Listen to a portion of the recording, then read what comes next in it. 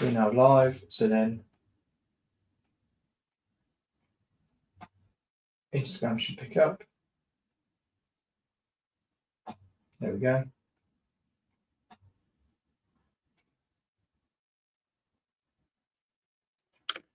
Oh, that's all kicked in as well now. So there's Instagram. It's connected.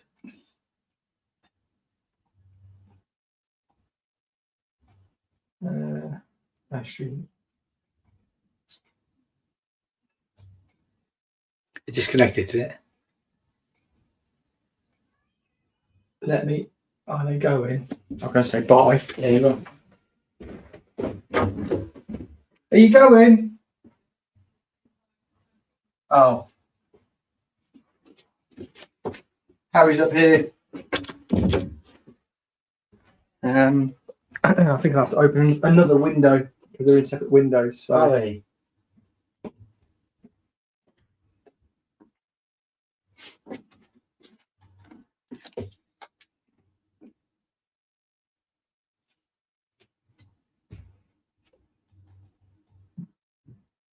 How do you do it?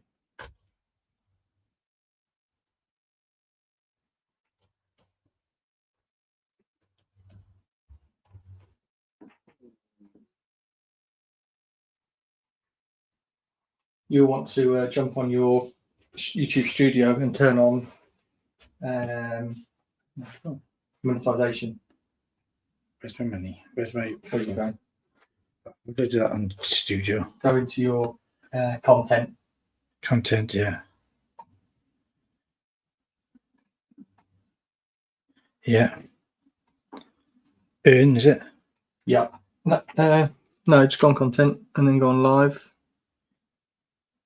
Find your live videos. Get rid of that.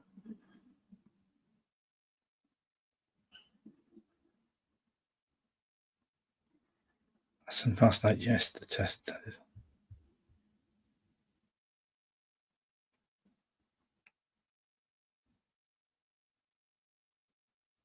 Sort by or visibility.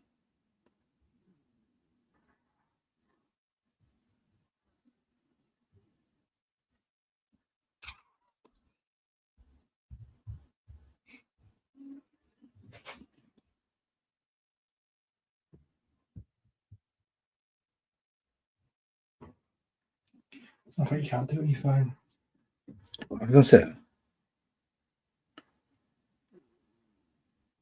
Shall I go and stick my laptop and do it? Have you got your laptop? Yeah. Yeah. Jump on your laptop.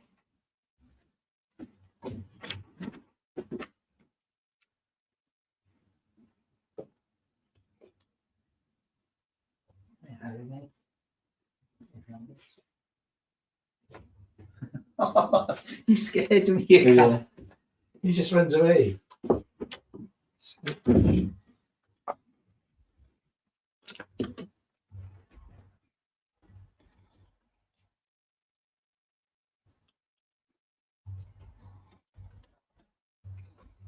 Is it 64? Jim Doe 64, yeah. Yeah.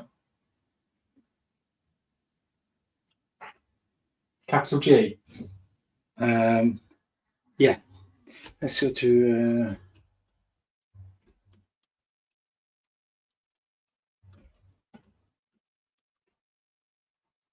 Because you're at your laptop, it might be easier if you did it, but I'll try again now. Use STL4VNP, isn't it? Yeah, but yeah, I'll have to get the password. I'm not able to share it now with my... Oh, okay. This. Oh, it's 30 people on. Is it? Yeah. Oh, that's different. That's not yours.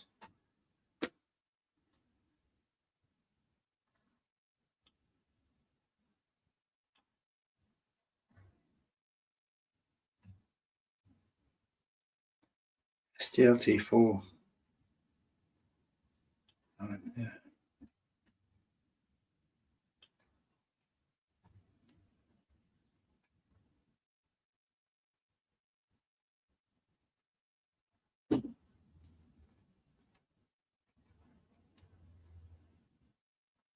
There we go. We should be live on your Instagram as well now, mate. Okay, cool. Oh, I need to password again, Paul, unfortunately.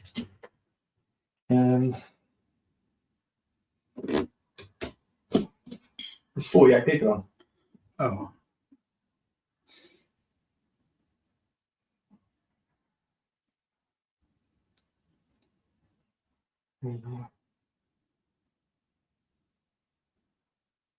It's all lowercase first couple, isn't it? It is, yeah. 58. Yeah. Hello, everyone. Let us know in the comments if you can hear us. Yeah, bit of a long day ahead. Yeah. Lots to see.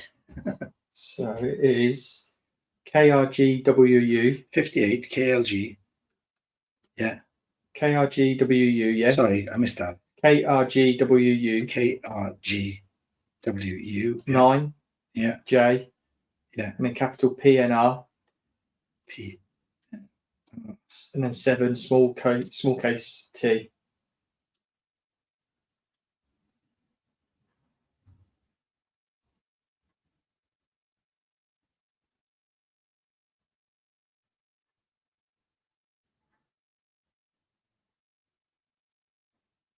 No, it's not okay. Is that right? 58. No, not 58. 58 is on it. Oh. That's it.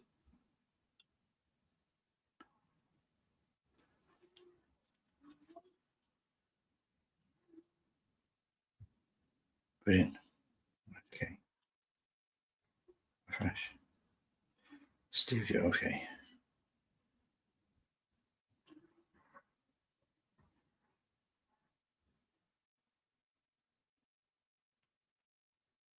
Yeah. That's cool. So that's yours. All right, okay, cool. And the comments will come up on there. Hey Deep4, hey Felix, thank you so much. Is the sound quality good? We're just going to be working on some stuff today. I'm just here, by the way.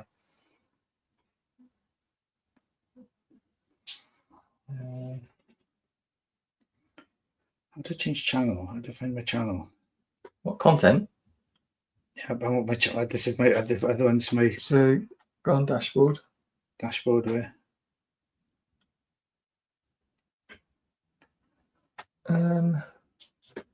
That switch account.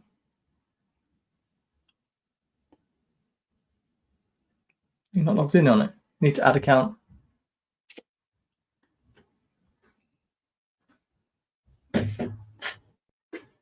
Good morning. Sounds good. Sounds good. Perfect. Thank you so much. We'll be getting on with some hair very, very soon. We're just trying to sort out some bits. We've got Ian Davis Emmerich here. This is the guy. And we're going to be creating some really cool haircuts with a new tool as well. But we're going to be doing a lot today. So let us know in the comments what haircuts you'd like to see, what hair trends you'd like to see as well. Because we'll be creating sort of like on the fly as well. So really looking forward to it.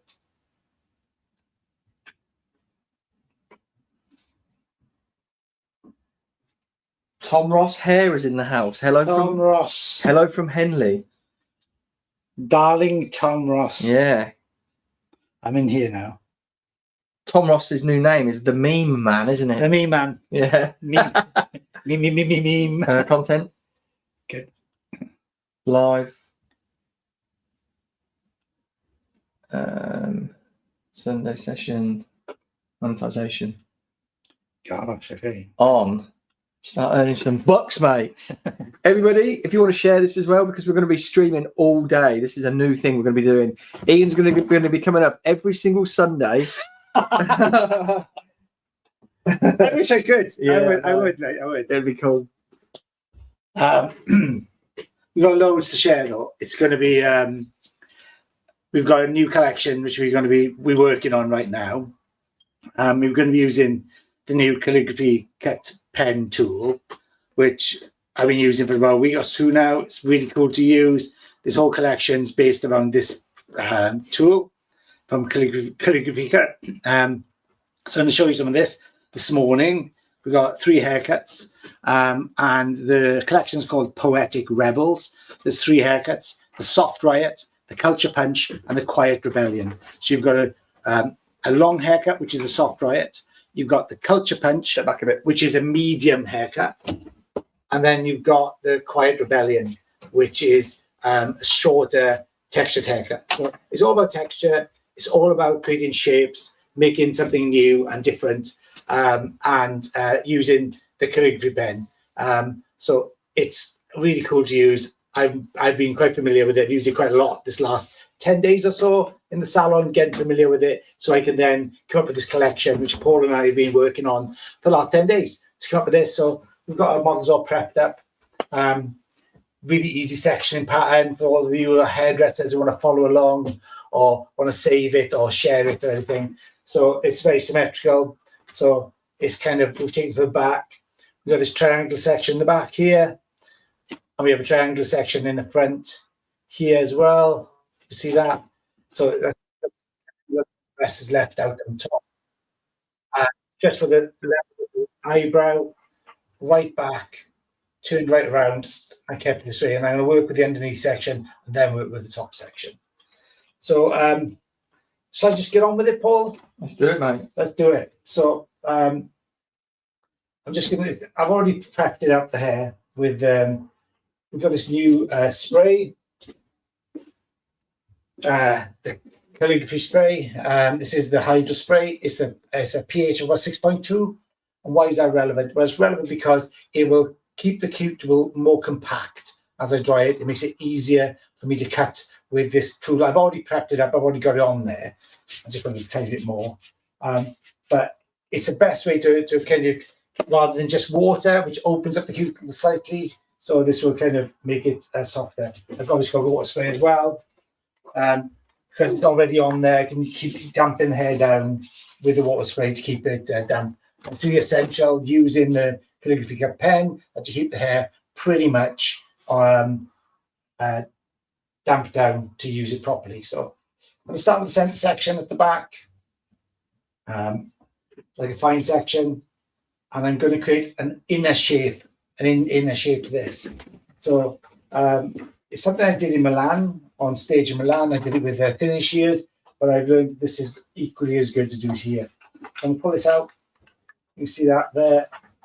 And then I'm going to create this top shape, which is going to give me the bevel I want. I'm using the blade.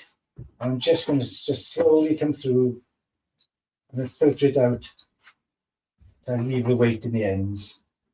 So building up a really nice shape. And it's really sharp, new blades gone in there, and I'm building up that shape softly. And then I'm just going to turn the head around, and I'm going to pull back into the center section slightly, working on the previous. I'm using slightly forward diagonals, ever so slightly. I'm just going to pull out. I've got my guide, and I do need a guide. I'm not going to ignore it. Because I want balance and I want shape. I'm cutting behind the fingers as well. So I'm not cutting on top, I'm cutting behind the fingers, gently coming through, and again, filtering out, because I need to keep the weight on the ends. I still want these ends to be strong. I don't want them to be like weak and kind of see-through. I still want to be strong edges to it. So I'll finish that at the end as well. Then I'm going to the previous again. So if the first section is number 1 section, I put number 2 section to number 1. Now in number 3 section to number 2. So they just cut into the previous. Following this out. Honestly, it's such a. What do you think? Just Paul, what do you think about the way it works when you watch it like this? Yeah, it's cool. It's very therapeutic. Yeah, I think that it's almost like an ASMR thing. Yeah. Yeah, we need to get a microphone on the old wrist. Yeah. So you can see, like, I'm already building this weight up. And I think what I've seen so far, and it's not a criticism, but I think it's an observation about when people use it, when they use the tool, they tend to be a bit erratic with it. I think all razor work sometimes looks a bit erratic. And what I wanted to show personally with this tool is how controlled you can still be without it being erratic. Do you know what I mean?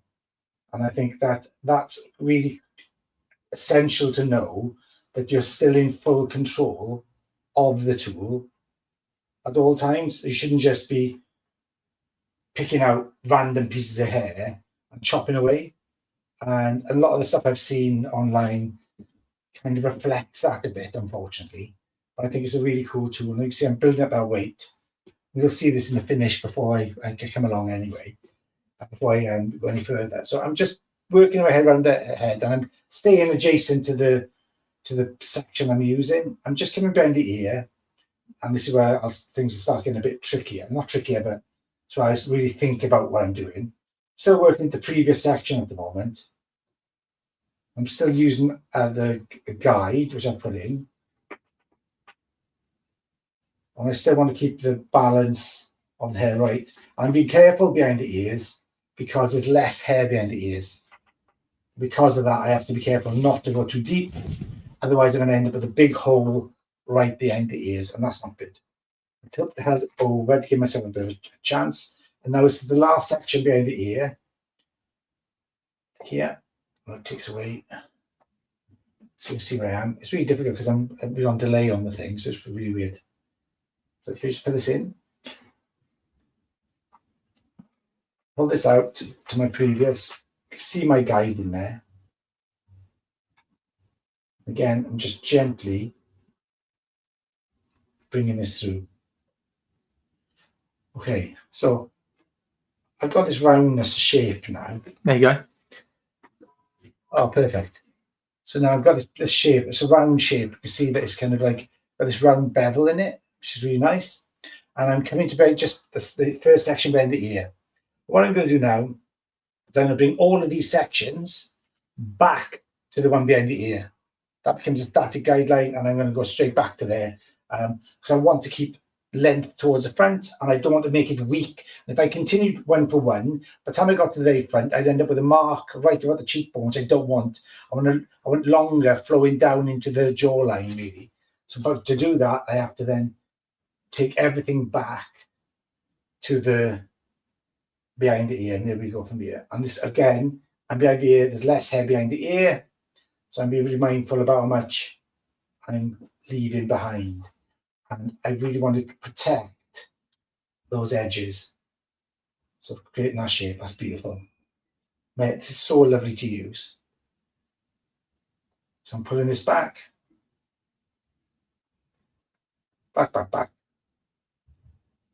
And I'm going to elevate a little bit higher as well to give me added protection to the underneath.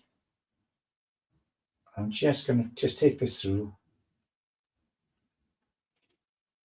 Oh, that's just perfect. And you can still see it in the density of the hair that's left behind here. So it's all about keeping the density and the shape right all the way through. But this is something I would do in the salon. I've done it in the salon anyway plenty of times. Again, elevating up, pulling backwards, and then just using the blade to soften. I'm only using one of the blades at the moment. I'm going to go with the second one on the other side to keep the sharpness, and they are really sharp. And the blades are transferable, so when I want to I'll take the head off. I can flip the blade over, and I use the unused blades, which are protected on each side, and they become the new blade. So it's multi-use blades as well, which is really cool. So I'm going to pull this back, and just turn this around so you can see a bit more. Actually, I'm going to come this side, so you can see it here.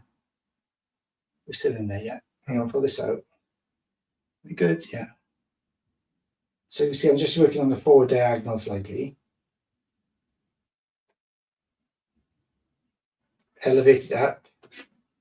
I can see my guide under there. I'm just going to come in and just take that away. But I'll be very careful now. I don't go too deep because I want to keep this hair heavy underneath. But I still want that shape on the top, which I'm getting there. This nice roundness of shape, which is really cool. And then in the very front, I'm going to leave the hairline out there. Precisely what I said before, I don't want a mark in there. I'll refine that right at the end. Pick it up. Grab it out. And that is my round shape. You can see I've got this really lovely beveled shape all the way around. That is kind of where I want it to be. And it's just like a really soft, almost a graduated shape in the mid lengths. So it's really soft. And the great thing about being able to cut with the calligraphy cut is that because of the way the tool works, everything works to 21-degree angles. So when you rest it up against the hair, it'll rest naturally at a 21-degree angle. And that makes the hair softer. It's better, apparently on research, it's better condition for the hair, builds more body in the hair, and it keeps hair in better condition. So you're not, even with great sharp scissors, you create less damage. And usually blades are accused of doing more damage, but actually with a calligraphy cut, you have less damage. So I think they are really, really key parts of the whole thing. So I'm just going to get on with the rest of it, and then I'm going to dry it before I go on to the top. Is that okay with you, mate? All good, mate. Nearly 200 people in. Oh my word, 200 people in the house on Sunday. What's every other Sunday lunch? Yeah, what's the breakfast? We had a bacon sarnie. Bacon sarnies this morning. So I've driven up from Cardiff today. Oh, yes, last night, right? Last night, yeah. We had a takeout last night. Yeah, little Chinese. We were up to quite late having a chat. Planning, mate. 2026. 2026 is going to be huge. So there's a lot of brands that we want to work with next year. This one in particular. Yeah, Paul's fueled by Monster. Everybody knows Paul. Big Monster. Like, I couldn't believe it this morning. He said that he's like, first thing this morning, Monster was out. Me and Jess, Paul's wife, were having a nice cup of tea. Paul was on the Monster. Not first thing though, a fresh orange. You did a fresh orange juice first, yeah. Yeah, with the Monster chaser. Yeah. So again, still want to keep control. Look, use the guide.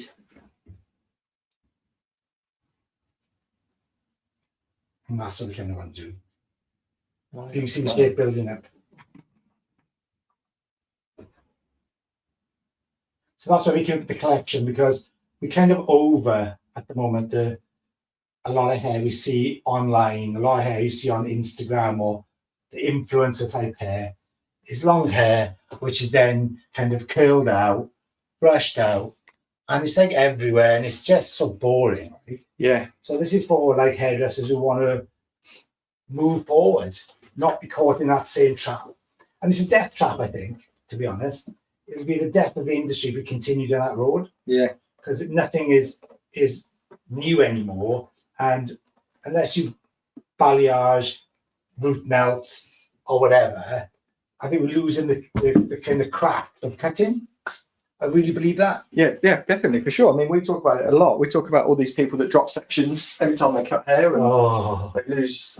Yeah, and they're big influences. Yeah, big influences who show haircuts. Like like my pet hair, Paul's pet hair is this.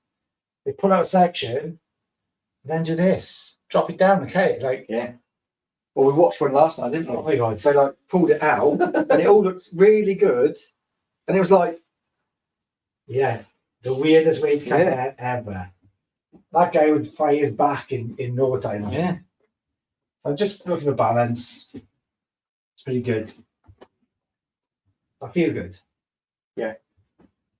It looks really nice.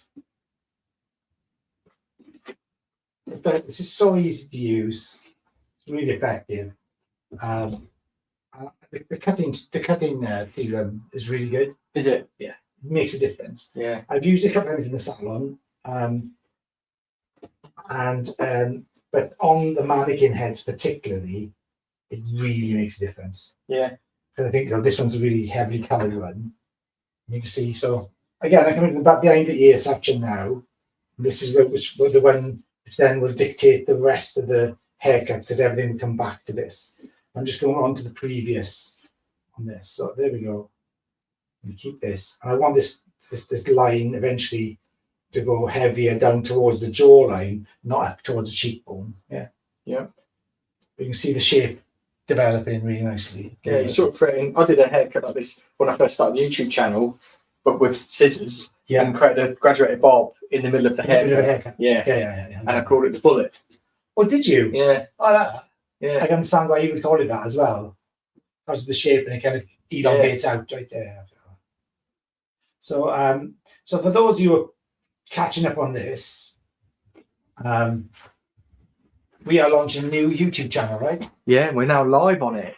Are we live? This is the first time we're live on it? First time we're On live that one as well? Yeah. So Paul, do you want to talk a bit about Yeah, on the Hair Pros. that? So Hair Pros, yeah. I was just going to show quite an up close. I don't know if it will focus because Ian is in the. See if I can do that.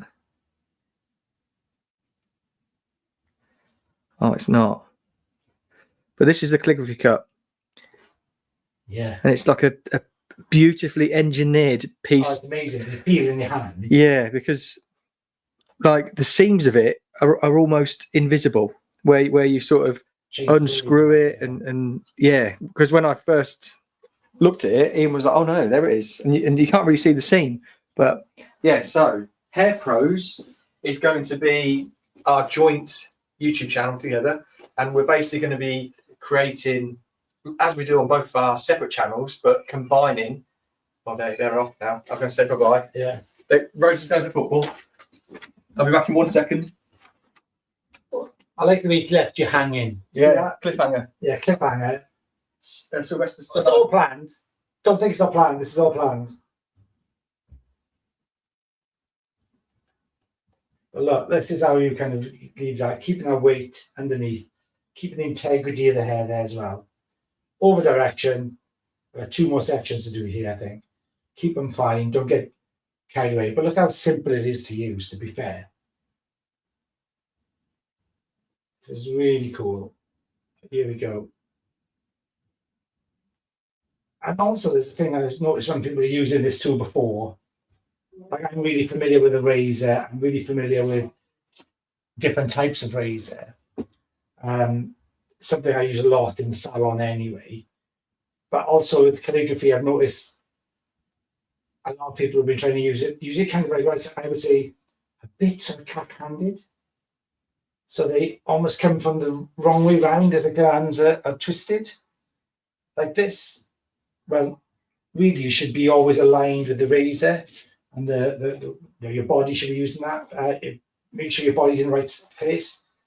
So this is the shape I've got. So you can see I've kind of built up the weight underneath. So why am I building up this weight? You might ask. Well, the simple answer is I want to build body in the middle of the haircut. So when we blow dry it or when we finish it, then it's going to create more volume here. When I release these sections on top, they will come over the top of it, and then now becomes like a veil of hair over the top of the weightiest part, and that then gives me support. So I get this freedom of movement. So it's a disconnected shape. And the disconnection is purely for movement. So the hair moves really well, and it moves really softly. And it's also the longer of the haircuts. Like I said, this is called the soft riot. And it's done really, really coolly. So so I'm just filling in time to get here, mate. No worries. I want to dry this to show the shape. Yep. I don't know whether they don't want me drying. So should I take this and dry it in the other room, do you think? Or should I dry it here? I think you should dry it, because then we can use it as more more content. Okay. Yeah, we were talking about the Hair Pros. Yeah, tell me the hair pros. I was just killing time till he got back, obviously. So Hair Pros is going to be a joint collaboration between me and Ian, and we're going to be. It's basically creating a new brand of hair education where. No love. No, it's just going to be straight, like just raw, pure education. No bullshit. Yeah, yeah. That's just about really, isn't it? It is, yeah. I'm just sick of that. Yeah, like we were just talking about a minute ago, where it's like the fundamentals and the disciplines have just been lost in hairdressing. And when you've got apprentices coming through salons, or you've got like junior stylists coming through, there's all these bad habits that they've already got, which they shouldn't really have, should they? No, and I think that's the lack of the craft. And I think that, Paul, the same as me, whenever we do sessions or distributors, one of the biggest things they ask for now is short haircut training, right? Yeah. Everybody's terrified of short hair. Yeah. I mean, could you imagine taking this to and say we're going to be putting in this shape in long hair? It would terrify people because there's so much balance to it, and so much discipline that, like, we watched that video last night, and with guides, people just seem to like disregard guidelines and stuff now, and it's like, what the hell? Like, you put a guide in, you cut a guide, and then don't follow it for the rest of the haircut. Yeah, that doesn't make any sense whatsoever. So I'm going to try this off. I mean, this is our new Saturday night, isn't it? Rock and roll Saturday night. Roll. We just watch hair videos on YouTube. Yeah, I'll try this off. Here's the plug.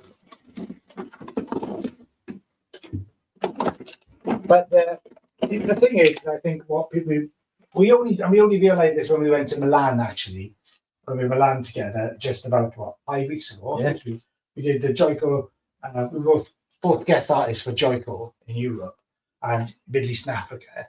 Not that I've been to Africa. I haven't been to Africa with them yet. I've been to Middle East, but not to Africa. We both, when we made the presentation, we were looking at all the numbers.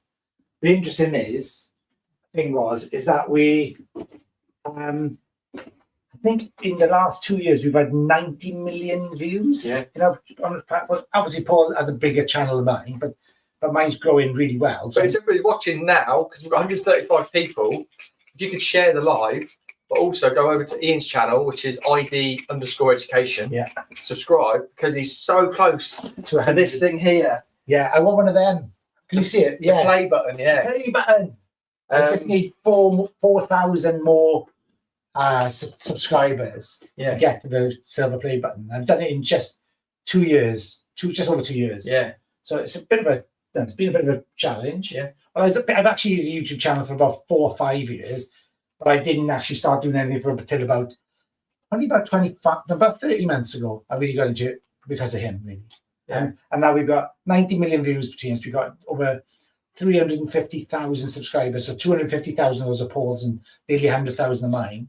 But they're both channels are monetized. We both love what we do. We both want to have a passion for sharing information and no bullshit information. And I think that's where we've aligned. We speak to each other probably every day. It's always ideas. We've got loads of ideas. And we're now collaborating with other brands. So calligraphy, for instance, Yowie Scissors, people who we are working with that actually align with what we want to achieve in the industry and what we want to change things. And this is part of a collection. We hope to put together a live collection in 2026. Yeah. And we'll be doing that together as a collaborative. Yeah, Poetic Rebels is going to be a collection. Today is literally a bit of a sneak peek. Yeah. Also, like, just to get some content out there. I don't know if you can hear us now. Maybe I'll come a little bit closer. I'll get a stool and we'll bring you so much more. But with our Hair Pros channel, what we want to do is we want to be releasing our education on there when we hit 1,000 subscribers. So we've got a lot to go, but we've got a lot of people that follow us. So if you guys want to head over to that channel, which is the Hair Pros, subscribe to it. So if you hit 100,000, no, sorry, 1,000 subscribers, we're going to be releasing all of our education videos, which are going to be different to what we do on our own channel, but you'll still be able to find them on our own channel. But the Hair Pros is going to be a completely new brand, and that's the kicker for it, which we're really excited about. But if only Ian lived closer, because we could do this every week, every month. Well, we'll probably do monthly, I think. Yeah. I think I'll probably manage to do a month every time. But yeah, weekly would be amazing. Especially without the kit Paul now has to support the channels. Yeah. Yeah, because at the minute we're live on YouTube, both of our channels, well, all 3 channels.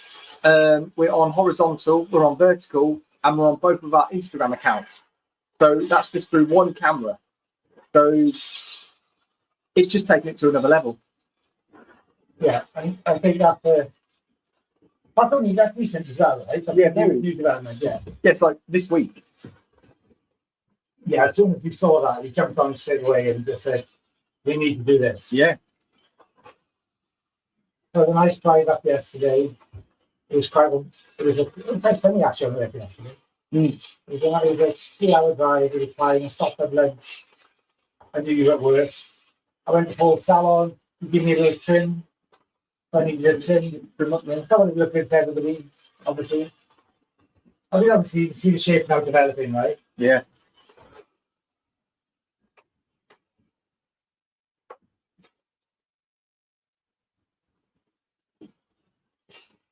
I don't want to skip on quality. This is really heavy bleached hair with one of the intensities on the point. Intensities on this, yeah? There is, yeah. So this is what we're kind of working with. So yeah, we got we work with people on the line. We've been talking to a few PR companies at the moment, which is really interesting. There's one brand new one we're talking to, which is it's a PR thing. Yeah. They sound probably pretty cool at the moment, right? They do sound cool. And they really want to get us on board with them. There seems to be a lot of opportunities out there. And we just want to share stuff, as much stuff as we can, share what we're about, show people that YouTube is a really great platform to be working on.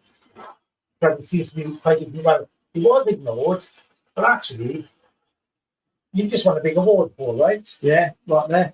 So, do you want to grab it? The influencer one. I don't know if you can hear us with the hairdryer. I'll stop now. Oh, the bauble. Oh! What? You're joking. What's that? The bauble just smashed. What bauble? My YouTube bauble. No way. Oh, no, I'm gutted. Oh, man. Did they send that to you? Yeah. There's the award. Oh, he's got it. Oh, No. He's broken it. He's got a bauble, a Christmas bauble from YouTube, which is sent him. So he's got a Christmas bauble from YouTube. And he is more gutted about that smashing than he is excited about winning the Big One Award for social media influence, which is massive. I'm gutted. I am really gutted. Dear YouTube, please can you send me another? Look at his face. I'm gutted. I can't believe It's that. horrible. Even mate, you don't get. I'll send you one. I'll make one. I'll send it to you. I think you should speak to YouTube. I think if anybody's got contacted YouTube, please tell them Paul is in distress. Can't believe that. It landed on the carpet as well. I wrote it. It landed on the thing of the light. Oh, well, anyway. Listen, I've just chucked my award on the floor.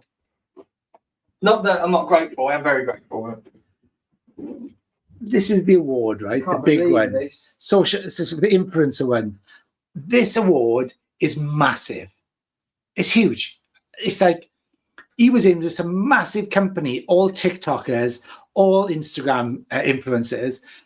And Paul, who's on YouTube, wins this. He's on Instagram as well, obviously, but not as big as he is on YouTube. But it's the first time that a major award has taken into account what YouTube can offer. And it's a massive breakthrough moment, I think, for YouTube and all the YouTube hairdressers and people who are sharing real education and aren't wearing silly wigs and doing silly skits about clients and this, and they make themselves look like a dick, to be honest. Yeah. This is all about real education. And that's what it's about. And I'm sick and tired of watching hairdressers do a stupid dance or pretend to be doing something to make some sort of comedy sketch. They're not the two Ronnies or anything. Or we're not, no. We're more like Ant and Dec than we are the two Ronnies. Yeah. But how I did win that award, I did this.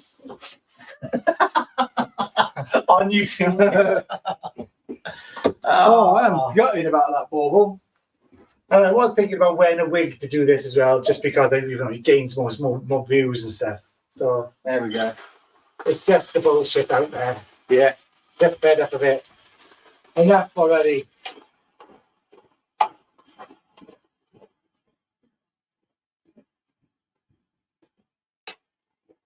So can you teach layered haircut as well? Somebody's asked. We will be. Are we what? Can we teach a layered haircut as well? Oh yeah, there's loads to come. This is just a flavour.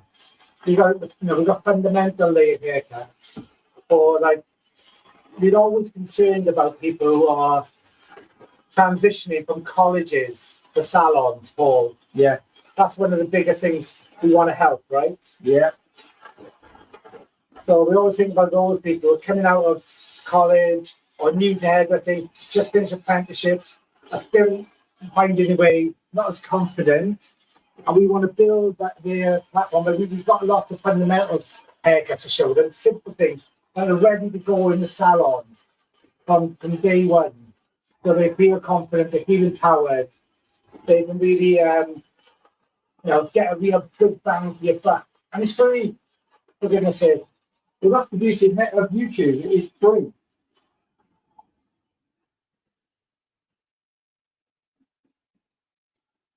So it's a good resource, really, isn't it? Yeah.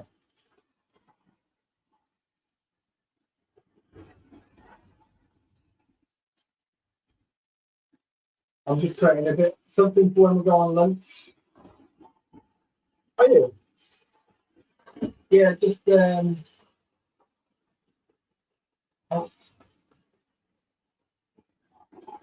what do you want?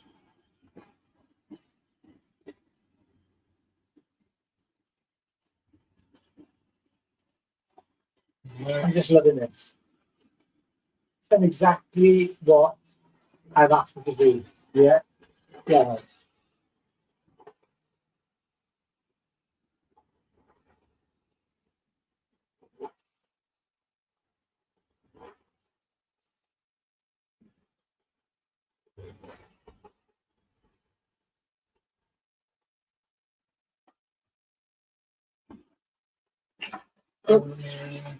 Good catch. What do you got? Brush. Caught it.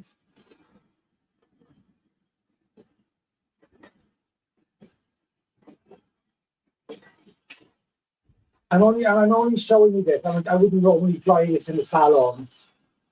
First off, I just want to show you the first part of this haircut, so you can see for yourself the volume I'm getting to get that I want to go to. I can make it as full or soft as I want. I'm using my trusty Best brush. And I think, can we put links in, Paul? You can, yeah. But Paul's got a link to Yowie Scissors. Colin has really kindly given us a link where you can look at all the different reviews today. The Best brush, the scissors I'm going to be introducing later this afternoon, and you'll get them at a really discounted rate. It's really kind of Colin at Yowie Scissors. He works with all the best Japanese brands. In fact, Colin's just come back from Japan, and he's just had the best time. He's a really nice guy. He's super generous. He's really supportive to hairdressers. He's been really supportive to me and Paul. He's just an all-round nice guy. And we're very, very fortunate to be collaborating with Colin. And well, incidentally, that before we collaborated with Colin, we were both using him anyway. He was just that type of nice guy where I was getting all my equipment from him anyway. And so, but he has supported me on my endeavors with YouTube and Instagram and whatever. And he's always very supportive of what we do. And yeah, this afternoon session will all be about what Colin does for us. This morning, though, it's all about calligraphy and how we work with the calligraphy tool, which, like I said, was new to me. I only had it like 10 days already and finding a really good flow with it. Love it. It's a great tool. I really wanted to create this collection using calligraphy. And it's a real collection based on texture, on movement, not waves, not wanding or ironing, pure technique and shape that you create using the tools you have in your toolbox, cutting wise and cutting back to becoming the craft that it needs to be, I think, moving forward. in the industry if the industry is meant to survive, because things are changing, textures are changing, demands of the client are changing, and mid to the end of 2025, seen a big movement toward more textured hair, more undone hair. People haven't got the time to spend on it, but they have. So if they've got longer hair, they now look for more layers, more textures, and that's a challenge for a lot of hairdressers. You know, we've had probably 12 years of all the curled out, all the done hair wrapped, hot brushed, tongued, wanded hair, and it's just time to move on. You think, Paul? Absolutely. Absolutely. I'm just trying to do something. I'm not going to do it. I'll do it. I will do it. There we go. I just wanted to try and do something then. Just if you go on a break. Yeah. Getting warm in here now, isn't it? Like the song, mate. Getting hot in here. Getting hot in here. Yeah, it's nice. This is really nice. When you get to see the shape of this. Go back to that collection and talk what we were talking about. The inspiration there. What? Why we come up with it? Yeah, yeah. Well, we wanted to basically come up with a collection that will be inspiring going forward, and it can use different. Just like we wanted to create a lot of texture, a lot of lived in, but we wanted it to be structurally and foundationally sound. Wouldn't you say? Yeah, 100%. Yeah. And we were just, I mean, using ChatGPT as everybody does now, and Gemini and all that. We just fill it with prompts all the time, and we were wanting to come up with something, and the prompt was something like you can use multiple tools to create it. You can wear it multiple different lengths. You can put fringes. You don't have to wear fringes. You can wear it with texture, or we wanted it to be like a textured collection. And that then was the main focus, is texture, wasn't it? Yeah. To add volume, or to add sort of like grunginess, but to also soften it off, and then sometimes like enhance it. So we just put that into ChatGPT, and it come up with one name for like a collection, which we were like, oh, that's okay. But then it was like giving us all of this information. So, yeah, and I think when we use it, we don't just take what ChatGPT says. No. We use it as an inspiration for us. So it will give us a prompt, and then actually the way our minds work, and that's why we get on so well, is that we jump on an idea, then we say, okay, where we can go with this, and then that literally led to the collection being born. Like I could already see a haircut from just some of the keywords, and I thought, well, that would fit for a haircut I know that I really want to do, and that's how it's gone. And then I started researching images that I could cobble together to make this one image, to show to Paul, say this is the type of thing I want to do, and give him references of things that he knew. Because I know what the things he's worked on. He knows I've worked on, and I can give him references, and he understood the references I was giving him as well. So that's where it came from. But it wasn't just ChatGPT telling us what we wanted to do. It was literally just giving us the inspiration. Yeah, but give it like what we fed into it. The way that I use ChatGPT is by using it for inspiration, but coming up with words and things that you wouldn't necessarily put together, or that you wouldn't actually think of. So like Poetic Rebels being a collection name, that was just a part of the wording that it sort of created, or like blurbed at us. And when we were reading through and we heard the words Poetic Rebels put together, it was like, well, that's exactly what it is. We want something to be beautifully wearable, really soft, and together. But we want that sort of rebellion to it by adding the texture and adding the grunginess. Yeah, the movement, and yeah, that's what this essential thing was, to make it look lived in hair, right? Yeah, and then which is the hardest type of hair to create, in my opinion. Well, yeah, and then when it was with the looks, which was like soft riot, like it gives you can already. What I love about words and putting concepts together is putting words together that already give you you can already envisage it. So like a soft riot, you're obviously looking at something that's quite soft and wearable, and you're thinking, but then when it collides with riot is quite aggressive. It's out of control, isn't it? Yeah. It's, you know, it's anti-establishment. It's anti-well-behaved. Yeah. Yeah. And when they're both together, it just sounds really cool because you don't really know where it's going to go. And that's what I quite like. I quite like comedians like that, where they take you on a bit of a rabbit hole with what they're going to, and then the punchline is completely like to the left, and you're like, oh my God, I didn't expect that. That's what I really like about life at the minute. I like things that are sort of like happening out of the blue, and I live for chaos. If you know me, I love chaos, and yeah, and yeah, if we can create that in hair, then why not do it? And then the next one was culture punch, and for me, what I seen with that was, if you look at what's happening or what's been happening on socials for ages with hair, you've got a real cultural following of like shag, but it's like called wolf cut, butterfly cut, and all this, the octopus cut, the jellyfish, and these are all cultural movements. Like the hush cut is a Korean haircut, and when you've got it with punch, that just, like, again, it takes you to the left a bit, and you think, well, what's that? Like, cultures can be, well, chaotic, they can be quite calm, but when you've got that word punch with it, it's just going to hit you right in the face. And when we said that word, I just thought instantly. Yeah. And then the final one is, what is the final one? The culture punch, and you've got the soft ride culture punch, and you've got the chaotic one, isn't it? It's not chaotic, no. Go on, just a bit on there. The short haircut. I know it's a short haircut, and I know what we're going to do with it. What was it?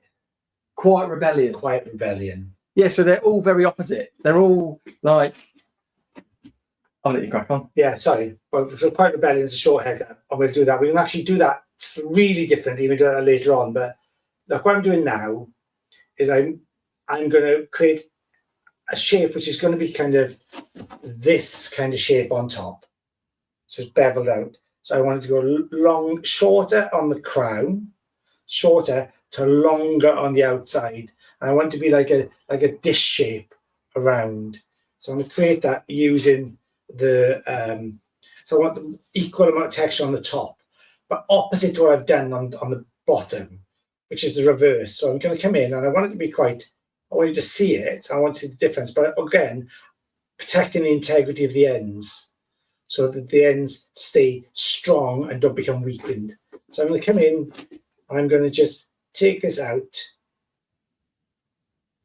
gently pull it out, and create that bevel. It doesn't have, I want to keep the length though. I want to create the texture on top, but I want to keep the length. The same thing, what I'm going to do is I'm going to pivot it around. So I'm not going to pull it all up straight. I'm going to pivot outwards, you'll see. So the sectioning would come from the same point. That's how we pivot.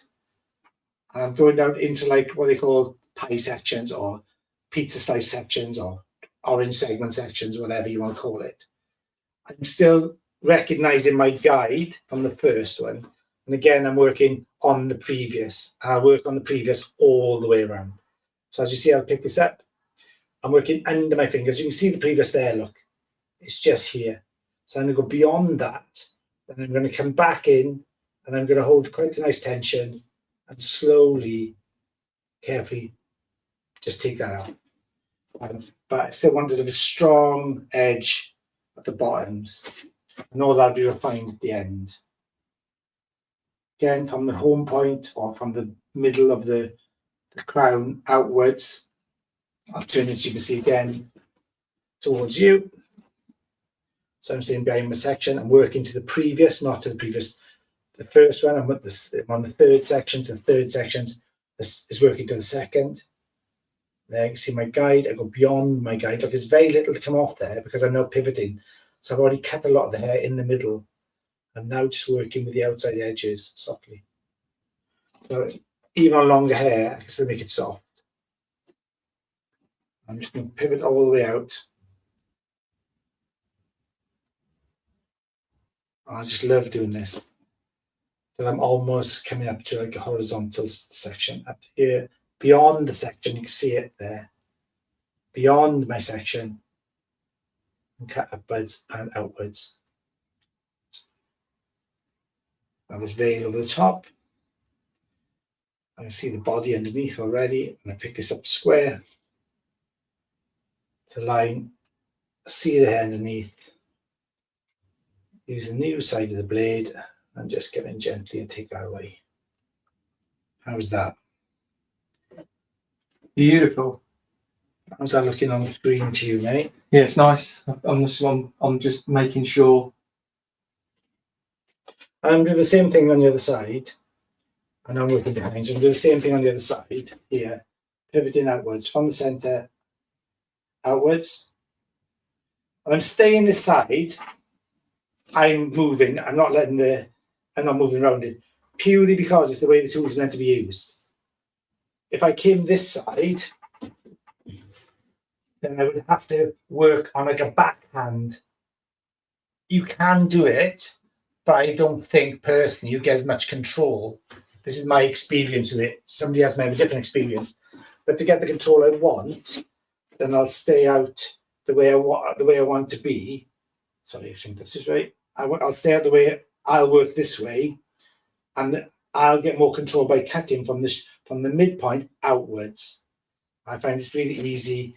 It doesn't look like I'm cack-handed. I'm working to the right areas. Yeah, you're working from the guide. From the guide, yeah.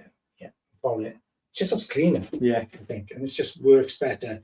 And again, the first section is not much hair to come off because I've already cut in the middle. So the weight's gone from the centre already. I'm just using the outside edges. And I'm working around the head, really. So I'm cutting the previous section. Again, you'll see the section. You'll see my guide that is. I'll go beyond my guide. And now I'm working with the bottom part of the blade, which is the new blade, the one I haven't used yet. I just make that up, take that through, and build up the shape. And I can down more, almost vertically. I'll move around slightly. I'll pick up until I become square to the head. There's my guide. I can see it underneath.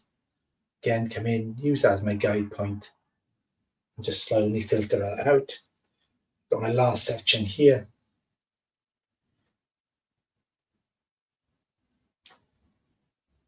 Vertical to it. You can see the guide again, and you can see I'm cutting from short in the middle out to long out there. So that looks really cool. And that's all right to the back. I've got the veil over the top. And I'll dry that, and we're going to make a lot of texture towards the end. And I'll be just shortening this at the bottoms to make it a bit firmer, but it is the long haircut, and that's the idea. So I'm going to release the top part and do exactly the same in the front, using the pivot at the center, and then pivoting off that, and everything's going to get longer towards the front.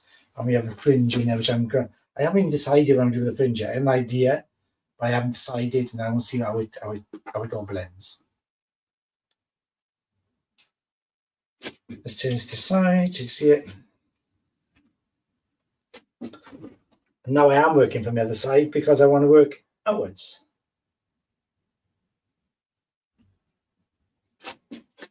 Up.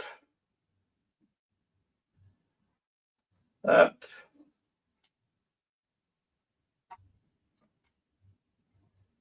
Oh, that's got a lot to come off. This is going to be fun. So I could just hold, and I could just slide it out. Beautiful. That's just a slide in action. So when the hair's perfectly damp, perfectly aligned, I'll show you again. It's a really, oh, look at that for a guide. Oh my God, look at that. Mm. So on the guide here, I'll just come in gently, and I'm just going to keep tension on and slide the tool through the hair all the way through to the ends. Bosh. That comes off. That just looks great. But I'm pivoting again. So I'll take a little step around and go this way for you. So it doesn't look too chaotic. I've already done the center. I don't need the center, so I'll remove that. Work on my ends here. I still see my guide. You'll see my guide for that. There's my guide. there. Again, I'm using the bottom blade and I'm just going to slide through. Oh, like butter, mate. Looks good. Like butter. Everything down. Just come over this way a little bit, I think.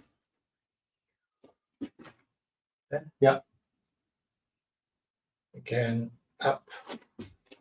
Work into my previous. There's my guide. See my guide there. Come in. I do it with sound effects as well, just for giggles. Imagine all haircutting came with sound effects. What if we had scissors with sound effects? Yeah. This would definitely be a kung fu one, wouldn't it? Wah! There we are, blended to the back. I've now, from the section I finished with at the back, and now just blended the two together. So I've still, even though I'm using a blade, I still want it to be balanced. I still want it to be relevant. So I still have to have those elements all put together. So again, I'm going to work inside out, coming on the other way. So look at this.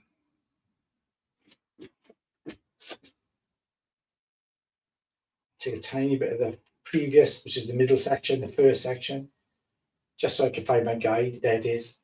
The guide is there. And in the salon, probably a bit quicker. I just slide it through. Keep that ends. Work pivoting out again. No excuse not to be clean.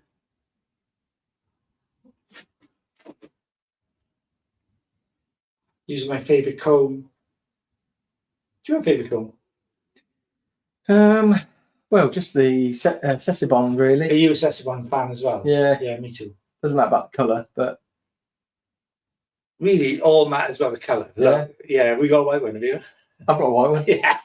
Everybody's got a white one. This is the colour you need. I've got that colour, but in the salon. You really? Yeah. Oh man. Got a green one, pink one, black one. I got a green one. I've got a pink one. I got a lime green one as well.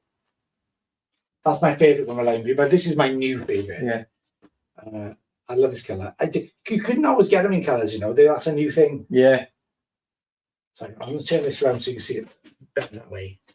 But keeping the tension on, like I think a good colleague of mine used to say, guitar strings, make it look like guitar strings, which is what I've done. Work that through, get that dish-like feel all the way through. And I'm going to balance that with the back. That one's done. I've got one more section. I'm going to take a bit of the back section as well. So make sure they all blend. I still want, not so much of a blend, but more of a balance, I'd say. There's my guide. Bosh, there it is. There it is, done. So that's the shape. I'm yet to do the fringe, the bangs. Do you fringe? Do you got a fringe or bangs? Depends what you're doing. If it's a full fringe, if it's a side fringe, it's fringe. If it's the centre part face framing fringe, then it is bangs. But that too was brilliant, right? Yeah. Like that was easy. Yeah. You know what you're doing is really easy. So it's a great weight on it. It's brilliant. Yeah. Nice one. So is that all done? Yeah, I'm gonna dry it. I need to dry it. So I'm gonna dry it off. And then I'm gonna do the bangs. All right. On the fringe. Do you want to do anything, or do you want me to take it out to dry it? Or do you want... No, you do it, and then we'll just get the next one all prepped. Yeah. And we'll start the next one. So the next one is going to be what everybody in the comments is asking for. It would be, what's wrong with my one? Why do you ask for your one? No, it's just they don't know what we're doing, do they? All right, okay. But it's just the shags. They love the shag. Yeah. So we're going to be doing this is like the original. This is like the original shag. If you think of like Bridget Bardot, yeah, back in the 60s, this is where this haircut originates from, really. So that's the feeling to it. Yeah. That kind of boho-y girl thing. Yeah. So it's like nothing's brand new. No. It's all a bit reinvented, and this is the reinvention of, in my opinion, that's what it is. Yeah. So we all have an opinion, right? Yeah. We do, yeah, unfortunately. Right, let's try this. I'm sorry to bore everybody with the drive, but we just live and we put some music on there. Just, I'll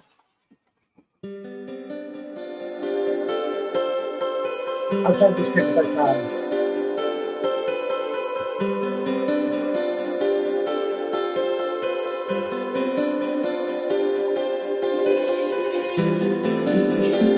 Whoa.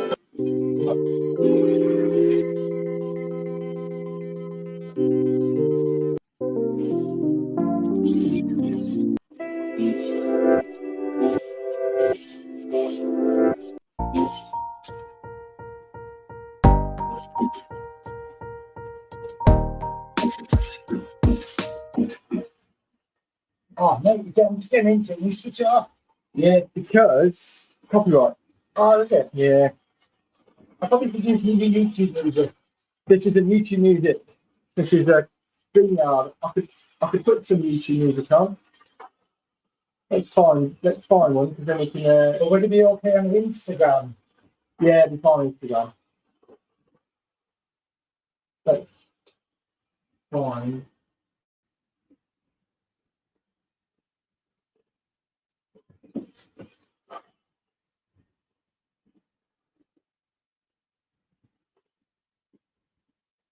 Has anybody got a text it?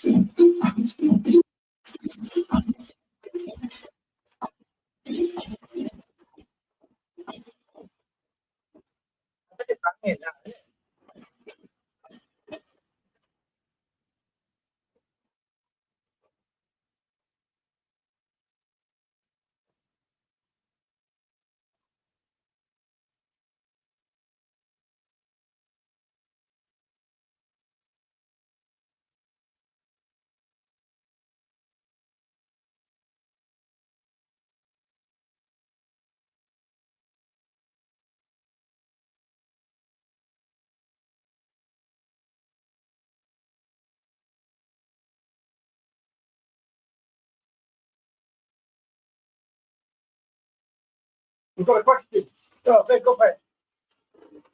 So, would you normally use product before blow drying? I didn't see what product you use. Oh, right, I did. I actually used, I have used product before then. I always blow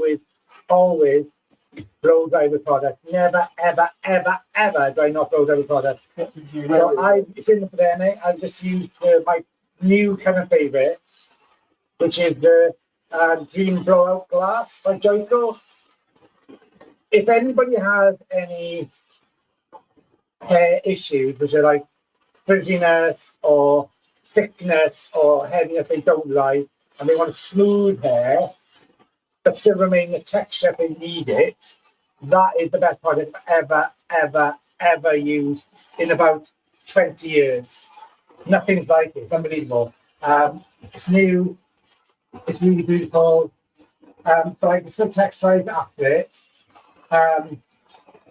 We had it in our research and development, did we, R&D? Remember when it came out? Yep.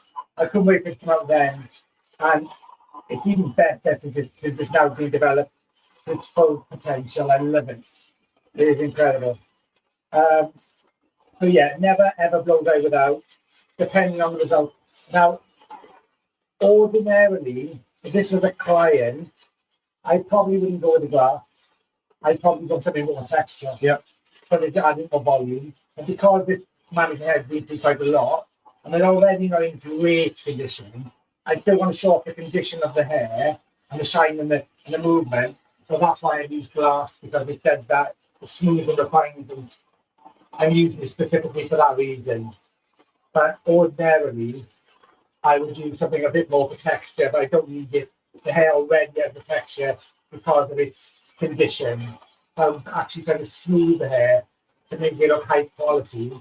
But I know the hair will retain its own texture because it is quite chemically treated. Yeah, Makes sense? totally. Great question. Nobody thought that question.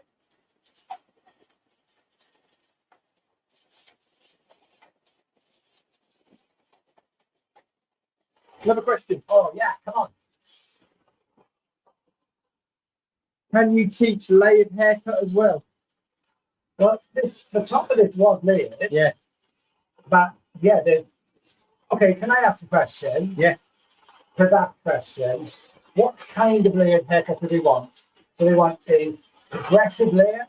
Do they want a box layer? Do they want round layers? What kind of layers would they like to see? And we will create the content in the hair bros and give it to them as they want it. That's it. What layered haircut would you like to see?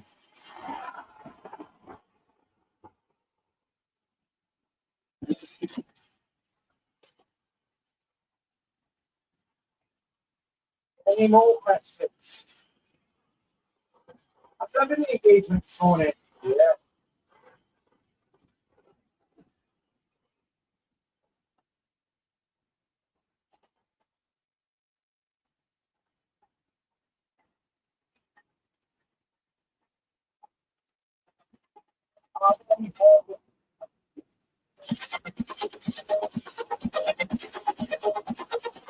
Any hairdressers watching? Let us know in the comments.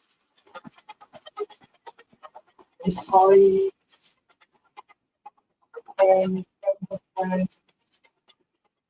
we go. Graduation layers, especially at the back section. So, again, we want no graduation and layers. Turn your head off. Let them know. Turn the head off. Just say that again. They want to know about graduation and layers. Well, yes, but the question is graduation layers, especially at the back. So this is the common confusion, isn't it, between stuff. So when we're talking graduation, fundamentally, we're talking below 90 degrees. Yeah. So graduation is about building weight. Yeah. Essentially, layers is about making the hair lightest, the lightest form of cutting. Yeah. So when you say graduation to graduate layers, is a kind of a contradiction, and I don't want to be mean or anything, but as hairdressers, the way we want to explain it as professionals is that graduation is where we build weight and layers is where we take away weight. Ta-da! I want to be near that thing. I'm trying to avoid it because I think it's like it just reminds me I haven't got one yet. Yeah. But yeah, I think that's what we want to bring on the hair bros. It's really educating clients as well. You're saying it as well now. Hair pros. Hair bros. You said hair bros. Hair bros, yeah. I said bros is way forward. Because I think one of the biggest things. One second. I think one of the biggest things with educating clients is that hairdressers aren't educating clients how clients want to be educated. 100%. Yeah. And that's what we really want to bring. This is why we do our YouTube channel at the minute. But this is why I want to collaborate more so we can bring you even more information. But yeah, the hairdressers need to educate clients how clients want to be educated. I think that's a quote, mate. I'd put that down as a quote for the next awards. Yeah. Thing.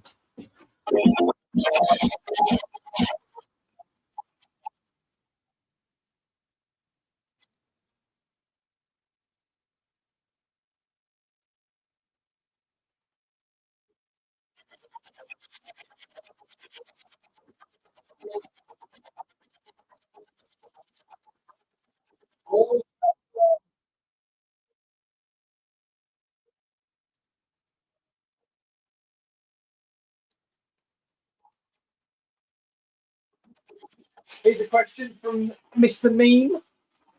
All right, Tom Mean. I don't know if he's still in the chat, but it's a good question, and it's quite a good question to do with the calligraphy cut, actually. So, do you think people rush with a razor because they don't understand the 45-degree angle you need to cut with?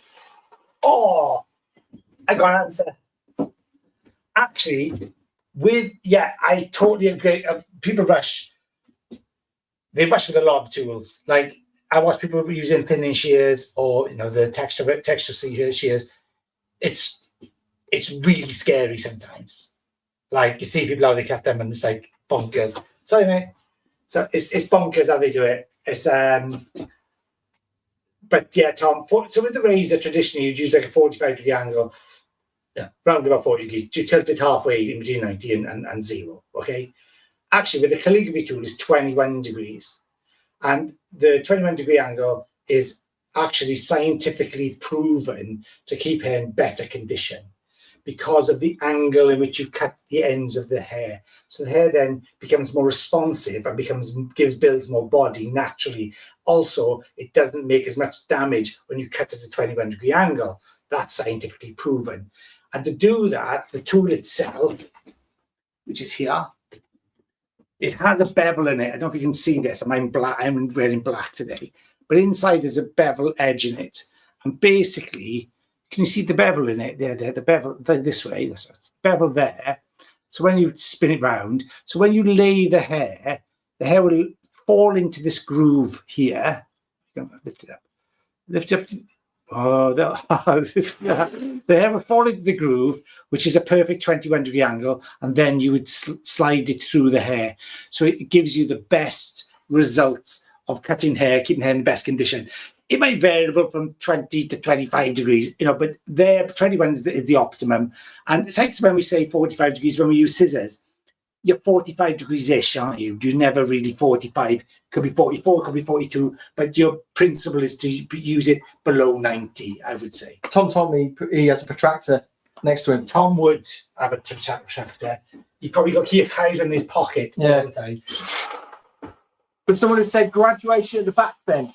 Can we teach graduation, how people can graduate? Yeah. Is this to graduate yourself? Or would you like to say inspiration to your hairdresser, or are you a hairdresser that wants to know how to graduate better? Let us know. I love the comments.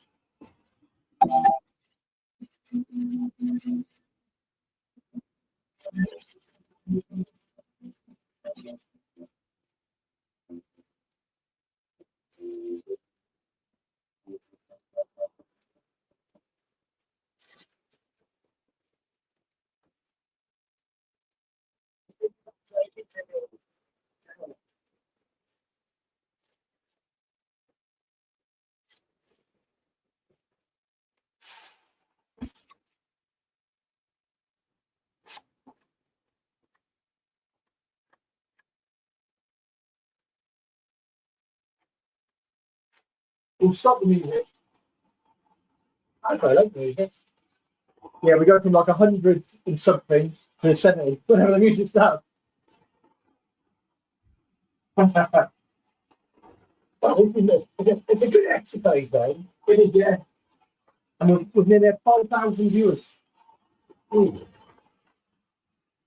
And that one. Yeah. Thank you, everybody, for jumping on. Yeah. No, is that right? No. Can you put some tape on the floor? Can you put some tape on the floor? I need a box to stand in. Which is a bit unusual, because normally I need the box to stand on.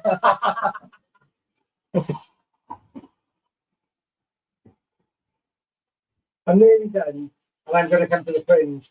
Actually, and I'm going to leave it for people to tell me what they think I should do with the fringe. What do you think of that for the concept? Yes. You get people to try make a bangs, or should I do like grown out bangs? Should I do solid bangs? What do you think would work with this texture? What type of fringe do you want Ian to do? Bangs, side fringe, micro fringe, normal fringe, like full fringe? Let us know in the comments. Yeah, it's a soft fringe. I know, mate. Oh, they're $2. Yeah? Oh, they're $2. What, 5,000? Get all that. Get all that. Oh, steel on everything. I know.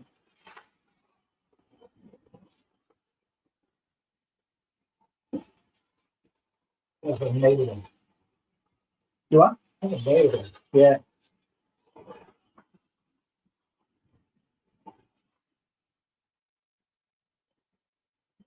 What can you believe it into this? No.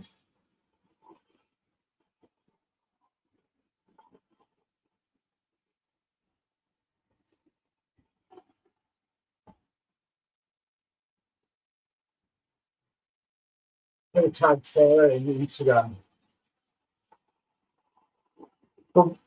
Yeah, but we'll send it. Yeah? We'll ping it over.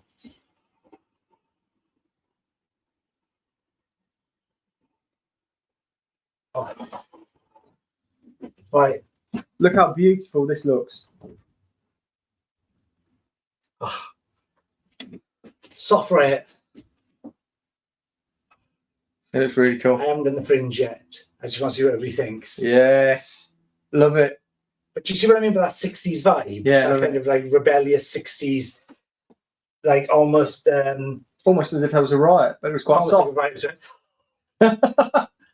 but you know, Bardot, like she had this kind of elevated volume, and she kind of had this softness, and it's got that. It's not the same. It's not copied. It has the feeling of it. That makes sense. It's like an emotional connection, they would say, to the past. It's a nod to the past. What fringe should Ian do? I don't know if you can hear us. Let us know in the comments. Actually, can you hear us talking when the hairdryer's on? Yeah. Because if you can't, we'll change this afternoon session up a little bit. Yeah. But look at that. That's just like, that's a beautiful shape, isn't it? Yeah. Let me see that like everybody. What are we thinking? Let us know. First person to comment what they want to do with the fringe, Ian will do. Oh my God, that's a good one. Okay.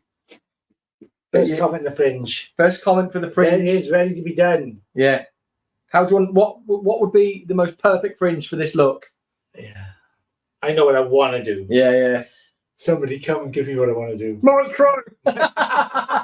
Actually, micro fringe would look really good, I think. Yeah. What's the first fringe? Let us know. Yeah. Is anybody on Instagram? Because I keep on just looking at YouTube. Let me see.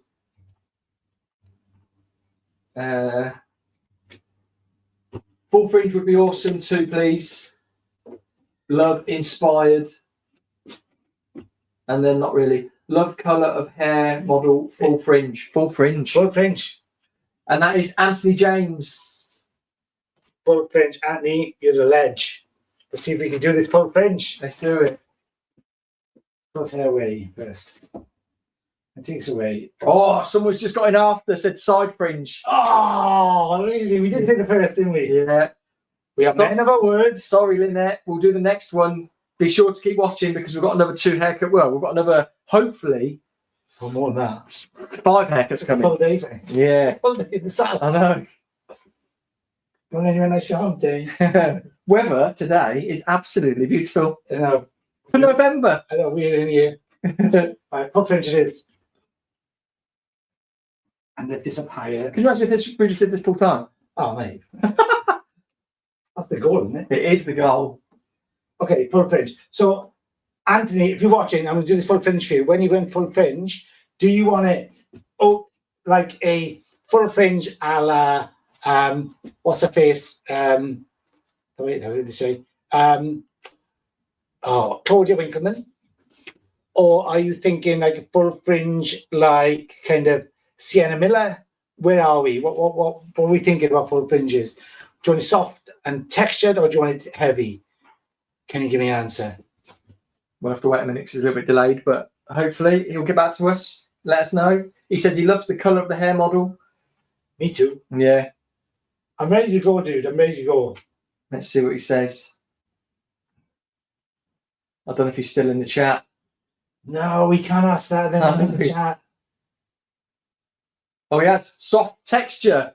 Soft texture. How long though? How long? I'll do soft texture and I'll show my version of soft texture, yeah? And I'll tell you as soon as he comes back. I'm going to just go for the soft texture fringe. Side fringe first, he said. Fringe first? Yeah. Okay. He'd like to see a side fringe first. Okay. And then put it into a soft texture. What length would you like the full fringe to be? Put a side fringe in. Yeah. And then cool. We'll have a look. So I do a technique for side fringe. So let's see, because Lynette, who is watching over on YouTube, she said side fringe. She wanted side fringe. So, Lynette, we are doing it. Side fringe is coming now. So here we go. The side fringe, I'm going to cut at a diagonal. You see it this way? Yeah. It's a diagonal. So I'm going to over direct towards myself this way. Can you see that? Am I still in screen? Yeah. He says length is up to you. So once you've done the side fringe, Cool. And the texture. I'll leave it longer so I can do both, right? yeah. So side fringe is here. Over direct to myself here. I want to keep length then. So I'm going to come in here shorter. And I'm literally going to just push this through.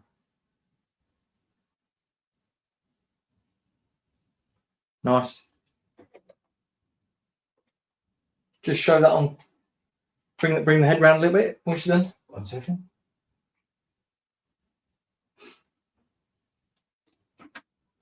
That's so far. Nice.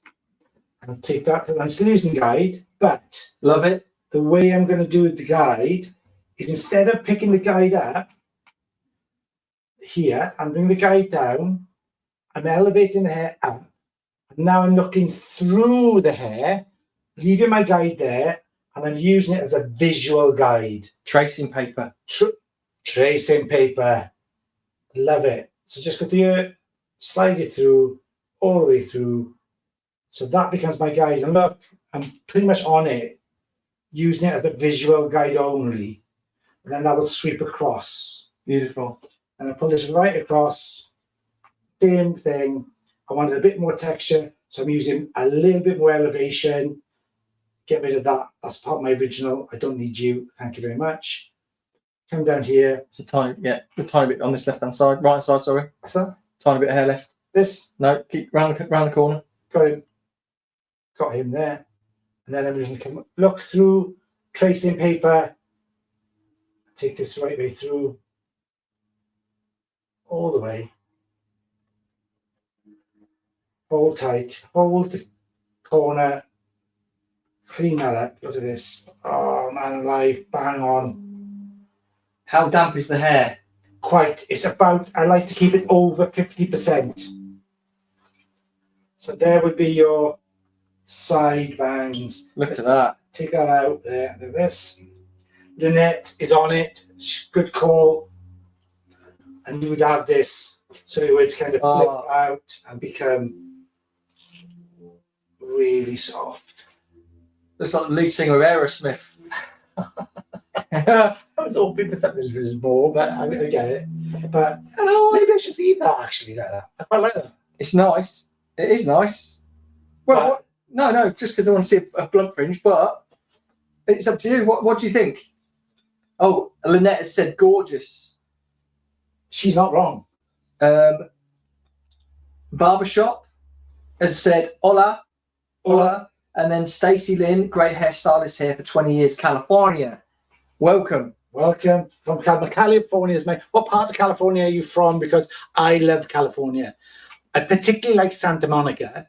That's my favorite place. I've been there like multiple times. I love Santa Monica. I could live there. I wish. Right, let's see what Instagram is saying. Just oil or water mix for the hair. So it's the product, isn't it? Just there. So the calligraphy cut. It's the calligraphy cut.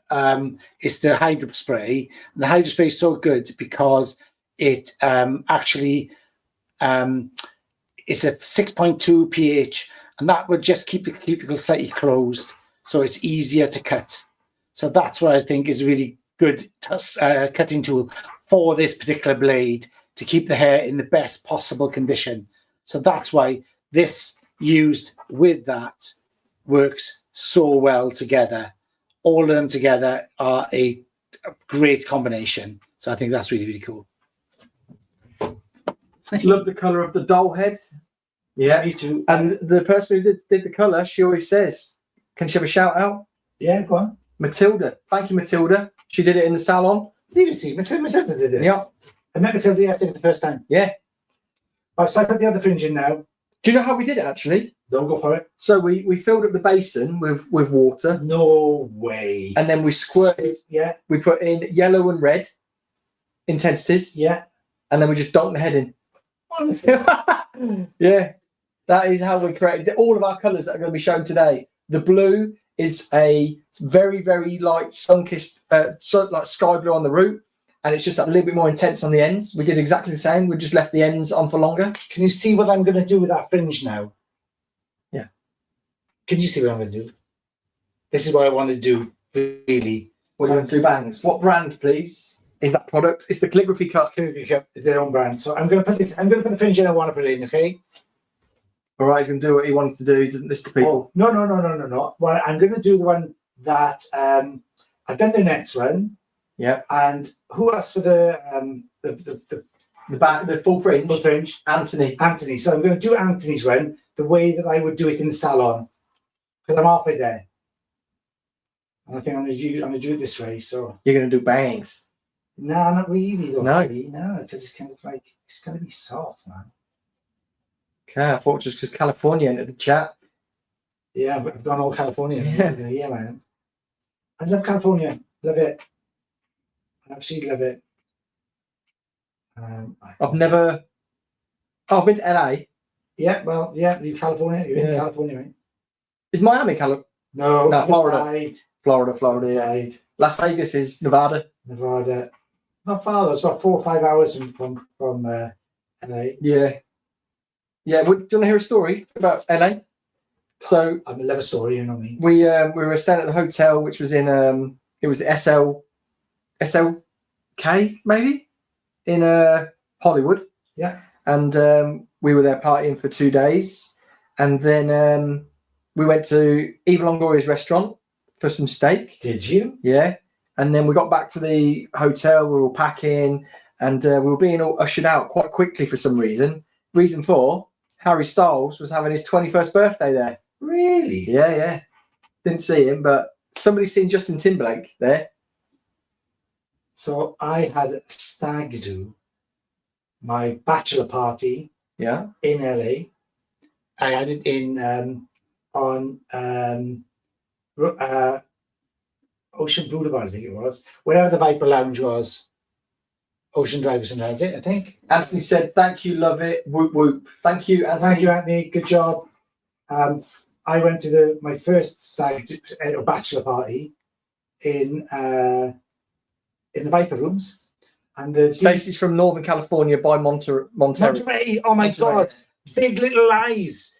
It was filmed there. I've been to Monterey too, and that bridge. I've been over the bridge, which is on Big Little Lies. I don't know if you've seen the series with the Spoon and everybody else, every big name in Hollywood.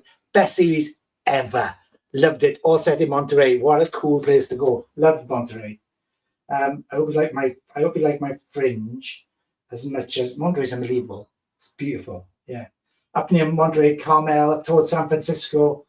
I've driven that whole thing. The Big Sur 101. Yeah, I've driven the whole thing. I think every tourist does that, but I'm not unique. But it was an amazing time. I did it over like a 5-week period. Yes, it's beautiful, she said. And love the fringe. So this is the fringe that I kind of would want to do, the riotous, soft riot fringe, which is going to be like veiled underneath the longer hair. Yeah, banging. Like that. Literally banging bangs. Look at that. Look at that cool shape. Stunning style, says Earth Angel. Thank you. Oh, thank you. That's really cool. I'm just going to put the dryer on for 2 minutes just to finish that. Yeah. And then we're done, yeah? Yeah. And we can do a full breakdown and we'll grab a drink. Grab a drink. Grab a light bite. Get a drink. Or as they say on Peloton, get a sip. Get a sip. Get a sip. It means we're in American mode. I'm loving we've got American people on that. No. Shall we see how many views we've had?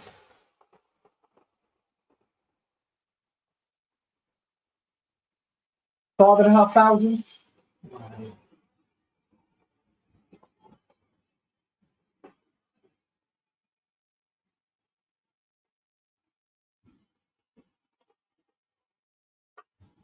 With the hairdryer on, can you still hear us talking? Could you let us know?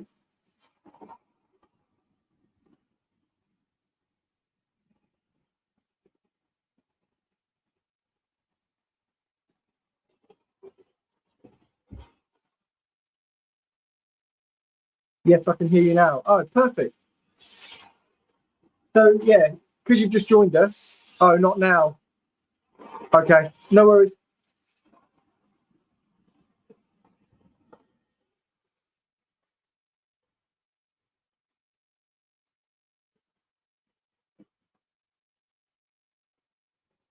Ontario, Canada is in the house. Ontario, I've been to Ontario too. I've been to Toronto. I stayed at a place called Dundas in Ontario. Went to see the Blue Jays play. Yeah, I've been up to the CN Tower. No sound. It's on and off. Yeah, so they can't hear us when the hairdryer's on. I'm nearly done. Nearly done.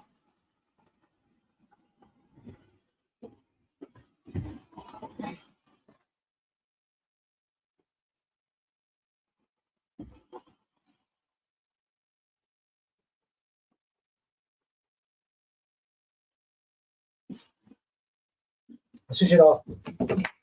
Here we go. Let's get these bits. What are we thinking, guys? There she is. Yeah, really cool. This is called the Soft Riot haircut from the Poetic Rebels collection that we're going to be launching. This is a teaser of it. So this is the breakdown of how we're going to do them, and then we're going to launch the collection next year. So can everybody see that? This is the Soft Riot. It's the longer the haircut. You can use it with a fringe or bangs if you want or not. I've decided to go with it because it gives a bit of strength, a bit of structure. There's under here, you'll see there's this disconnection, which gives me the volume here. Perfect. Can we come to North Carolina and do a class? Oh, North Carolina, I've been there too. Yeah. I love America. California, sorry. California, oh yeah. Come to North California all day long. I love it. Up to Monterey, anywhere. Just invite us. We'll be there. Looks very soft. That is it. It's the Soft Riot. Soft Riot. Look, it's great things. Let's give it a shake. Look at the movement on that. Yeah. It's just such a swish. Bring it in there. Look, it's been blow dried out, and this is really like it's quite strong hair. Oh, this one that way, yeah. And that's kind of where we are with it. Where's she gone? Where's she? There she's free. She's looking at me. Yeah, she's looking at you. Look at that. That is our Soft Riot disconnected layering haircut using the calligraphy pen. It's a great tool. You can use any other razor as well, but I just wanted to show you this. It's rad. I love it. Thank you for the education. Amazing. Thank you so much for joining us. I really, really appreciate it. It goes a long way. And Paul and I both are really appreciative of that. And we know it's your time, and we know how precious time is these days. Everybody's time poor. So thank you for joining us. Yeah, and we've got the next haircut coming very soon, which is the Culture Punch. Culture Punch. And it is. I saw it this morning, so I can tell you it's a treat. It's the mid version. This is the long version, long haircut. And it's the mid haircut. Then later on, we'll be doing the short haircut. So that's it. Cool. We're going to have a quick sip, and we'll be back with you shortly.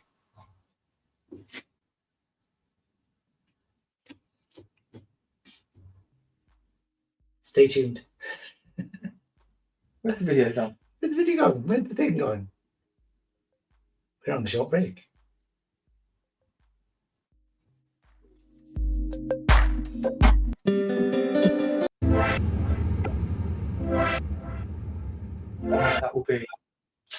That'll be thinged. What thinged? Let's just leave it like that. Okay, cool. That's so cool. Let's just move. What she does need, and I can't not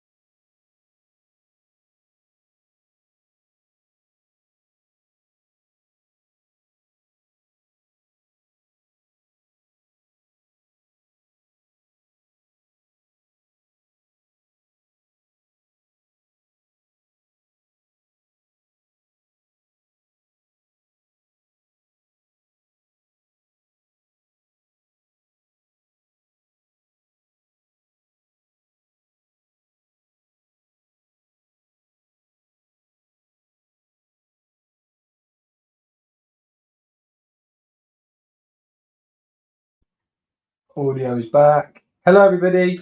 We're back. Short break. We Done. are back. So yeah, there for Instagram. There for this. This is the stream. Okay, and now the second haircut. Right? We have for this. Yeah. So this is the culture punch. Yeah. So Let's just sort this out.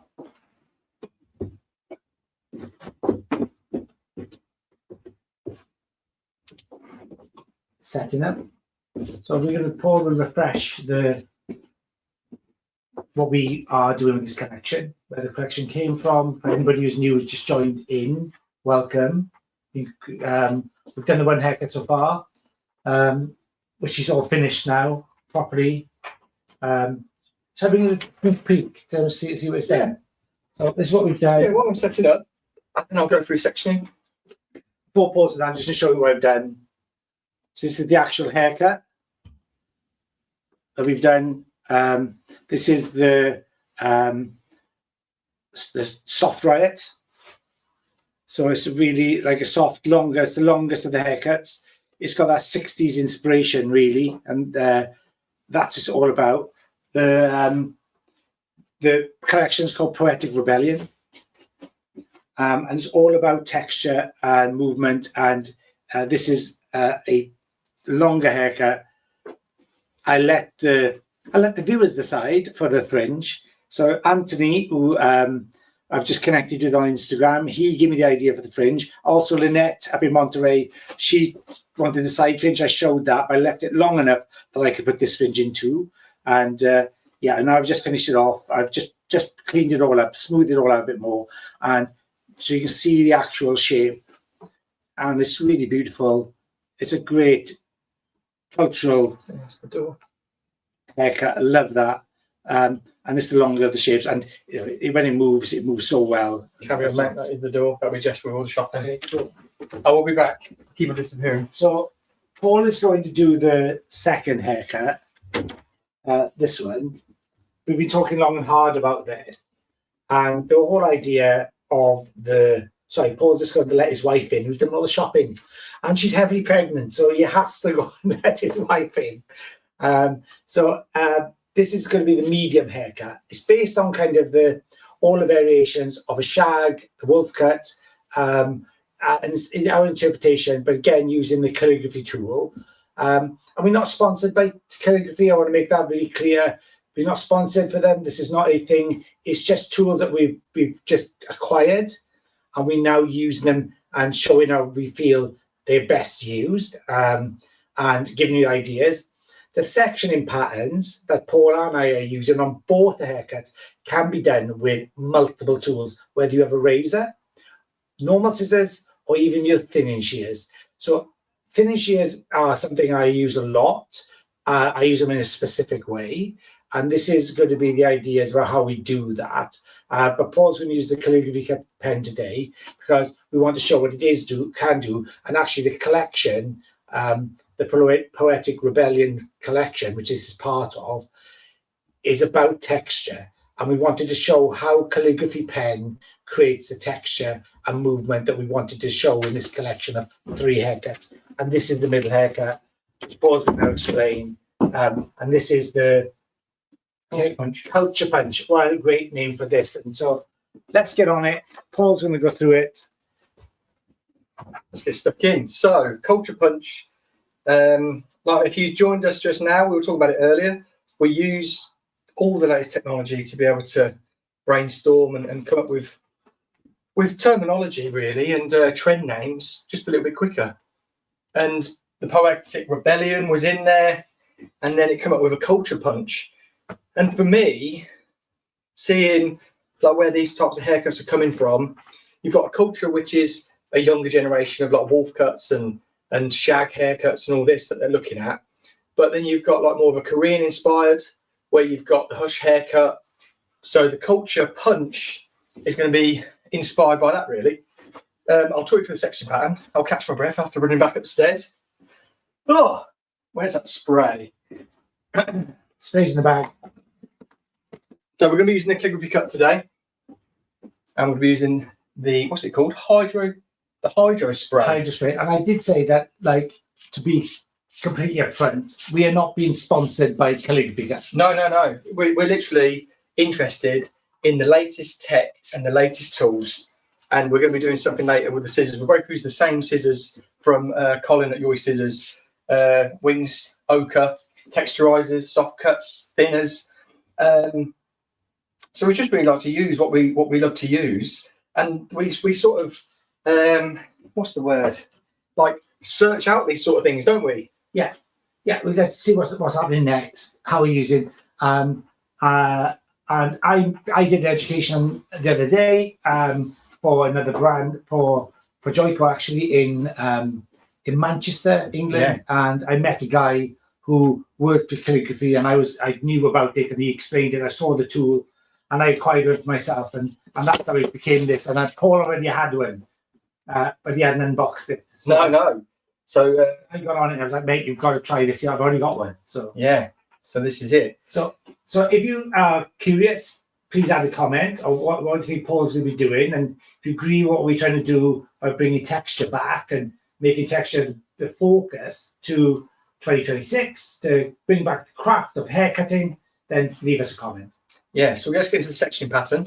Section pattern is a very narrow triangle just on this front, and the reason that it's narrow is because I don't want there to be real sort of wide bangs or anything like that. I want it to just really frame like the eyes and open it up slightly, but I want this weight and texture to fall through the face. And then what we've done, you can see we've braided that fringe out so we don't interfere with it, but I've taken the top of the triangle off because you need a guideline from somewhere.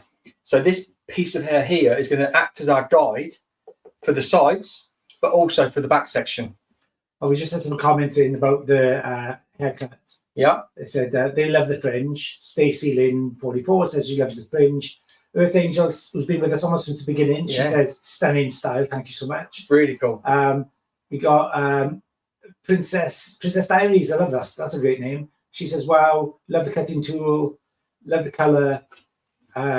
So quite a few things on here, really good. So thanks very much, everybody. And I think Stacey says it's rad, love it. Thank you for the education. So yeah, any more comments? Just pop them in, and we want to see what you think, and any questions about the tool itself, how we can use it, how you get hold of it, and we can try and put you in the right direction. But Paul's explaining the section pattern, and you can crack on with that, Paul. Let me show the sides actually. So the side section, I basically came to the high point of the head through there, and it just brought us to a nice clean section just behind the ear. And then I worked from the parietal ridge, which is the curvature of the head, and I just zigzagged to the section to find that point just there. I put my one finger on the occipital bone, one finger on the crown, and then bang in the middle of both is where I took it to that point. So it basically follows the curvature of the skull. And then I just zigzagged, because with this, I want to maintain a lot of this weight and length through here. I don't want to interfere with it too much, because I want to be working around the face more, into the crown and around the fringe area. But adding a zigzag section through here is just going to add the extra softness when it comes to creating this look. So what we want to do is we want to take our guide to begin with, and we want to be finding the first place in which we want to make the first cut.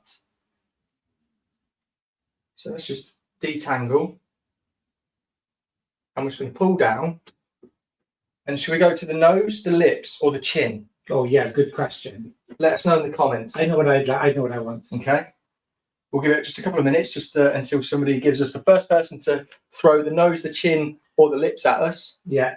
That's where I'll take it to. Yeah. There's 49 people involved, so please type in what you think Paul should do, whether you with the nose, the lips, or the chin. That's the length we're aiming for. So let's see if we get anything. Obviously, the nose will be the shortest, lips will be middle, and then the chin is going to be the longer shape around the face. So let us know.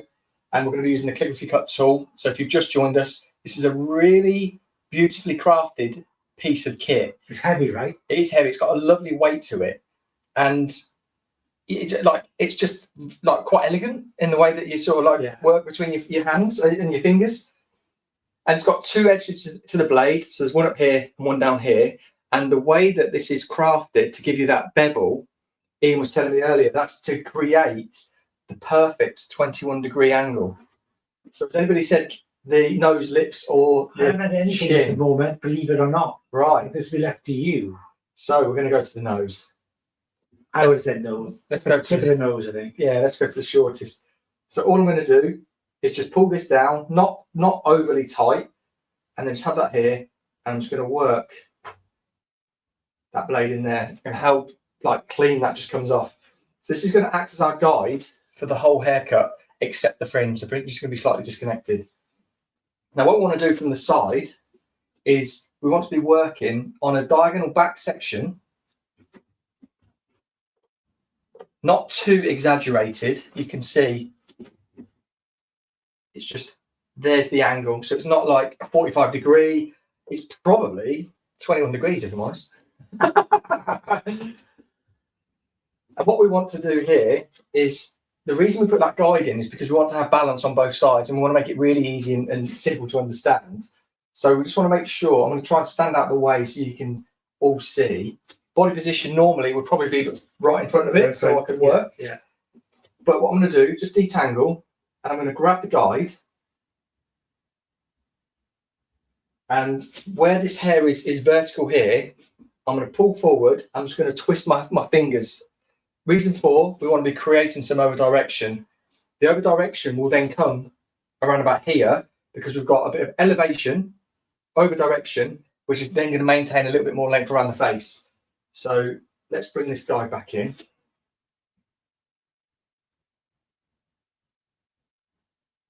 And at my fingers now is the guide, my fingertips. So I'm just going to let it drop out because then I know that we're there. And you're working behind your fingers, Paul, right? Yeah. And I'm just using the blade on the bottom part of it and just working my way through, keeping that tension so we come away. And then what that's going to do is just create a really nice graduated shape around the face. That face framing, yeah? Face framing, yeah. Just going to clean that first one up there. And that's what's going to give us this shape here. So then the next section that we want to take is, again, diagonal back. Nice and clean. Nice and clean.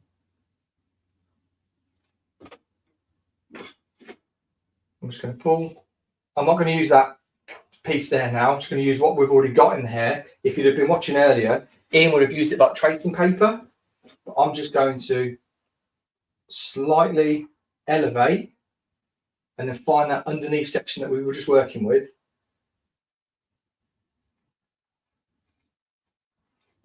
And then just working that through, keeping that tension. If you turn a bit side or side on, there, the other way, yeah, you'll see your hands working better, I think. Okay. And again, diagonal back. So you just see where we pull, it's just much better. Just going to pull this in. And if the sections get a little bit too big for your hands, what you can do is you can just half it. Yeah, drop it out. So drop that bottom piece out because there's quite a bit of hair here. And I'm just looking for that guide. You just see it under my fingers there. I'm working behind my fingers. And just see I'm like elevating a little bit more. And it's like I'm just tickling through this section here. What's the elevation doing, the extra elevation? Just creating a little bit more softness. Building up a little bit more weight as well through that top area. Yeah. And again, pulling up, twisting. Coming to that point there. That was so elegant. Yeah. Yeah. And we're just creating a real nice texture around that face. So this one is called Culture Punch. And it's just to really a little bit of a nod to this whole culture that's surrounding it's like a modern day shag, really. So again, just going to elevate. I'm pulling towards me. I'm looking to see where that guide is, which is there.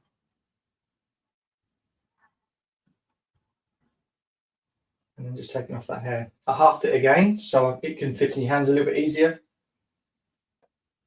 Lifting, twisting. Can you feel it pulling on hair at all?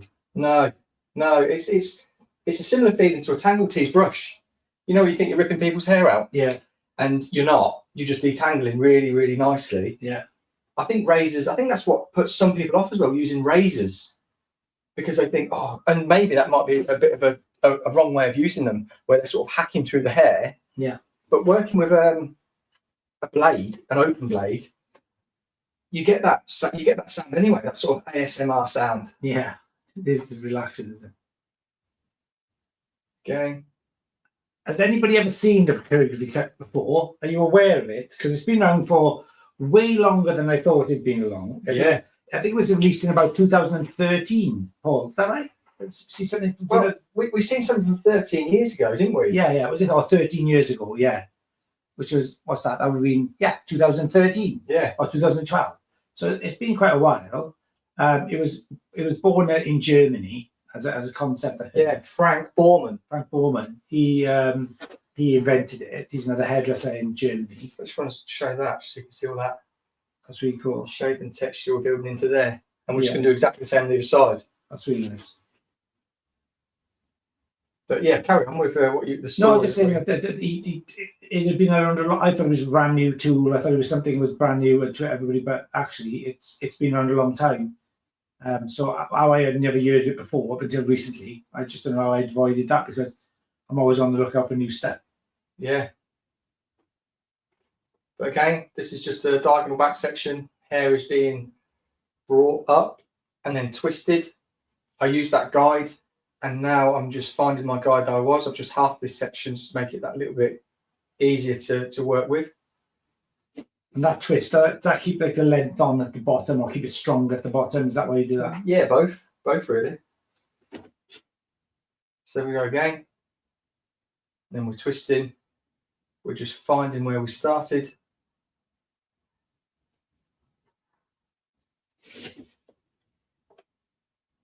But making sure the roots are combed as well, because a lot of times you see if the roots are a little bit like that, and then people are just, that if it's a little bit more disheveled, say, and then people just cut from here, your tension might not be 100%, but also you might get a little bit more extra length in there because the hair's tangled.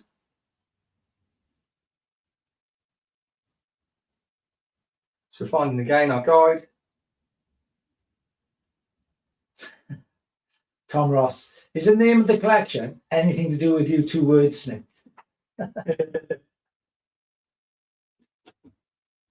And remember, elevating a little bit more, working that through, diagonal back.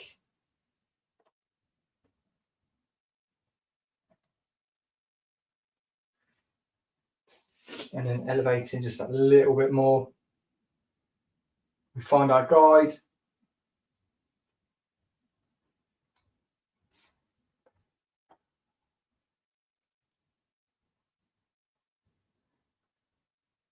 But you can see how quick this is as well.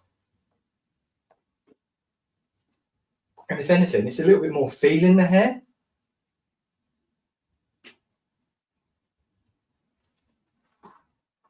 Last section on this side. We'll bring it all forward.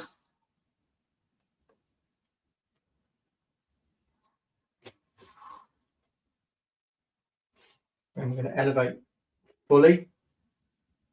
Like we did on the other side. We find our guide. If you lose your guide, you've always got this one to come back to. Yeah, and I think people always forget that. Yeah. Once you put one in, you can always return to it. Yeah, it's the thing I remembered at college the most. And at college, I remember losing my guide on every haircut. And then once you start to remember that you've built up this guide in there, yeah, really cool. I need to refresh his comments. Refresh the comments. I did do that, or they just come in? No, they just all keep coming in. Okay, cool. So everybody keeping up with what Paul's saying and what he's talking about. Does that make sense? And now I'm just everybody wants you to jump because everybody's so used to TikTok and kind of like Instagram reels. Yeah. They want to see the finish like now, right? Yeah. But oh mate, that looks absolutely spot on. I was just cross-checking, just pulling forward just to make sure that we're on the right track. It just creates this real nice texture around the face. So I'm going to leave the back until we are dry. I'm just going to just refine that slightly, very, very slightly. So I'm just going to clip it out of the way because I do want to maintain this density through here. Yeah. I don't really want to be affecting it at all, but this is why I put the zigzag section in here, so I do affect some of it and it starts to just intermix. And then what we want to do, we've got our guide that we put in through there, which was our original first guide.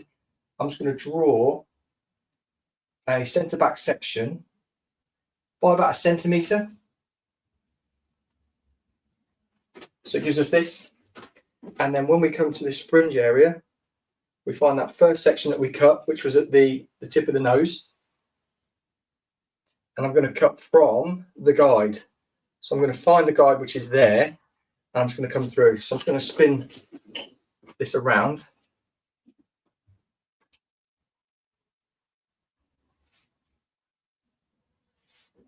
So right at my fingertip there, I'll probably better on me actually, just here is the guide. And all I'm going to do is just let that drop out. And I'm just pushing that through just to take off those very ends. And then what I want to do is I want to over direct this into the middle because I want to maintain this weight behind the ear. So another centimetre. We grab our guide and you can see that I'm cutting under my fingers because I can keep all that tension there, and then we just push that razor through, or calligraphy cut through, the blade through is what we'll say, and I'm just pulling this hair towards me. And again, there's our guide. Grab that in the little finger. We're pulling up. We find that guide. We let it fall out. And then we just push the calligraphy cut through just to take off what's needed. And as we get close to the edges, we're probably going to be taking off less and less because we're over directing this hair in. Over direction is going to create a little bit more softness, but it's going to maintain that weight as well at the edges. Okay, let's find that guide. Pulling up, it's right at my fingertips, and then I let it drop out, and I'll just put that blade in, and then we just take it away. I think this is going to be the final section. It is. So we'll bring this up. We find that guide again, and that guide just sits right at your fingertips. So where I'm keeping that tension on the hair, I'm keeping it in between my first two knuckles, and then the guide is right on my fingertips, as if like I would lose it if it just moved that little bit more.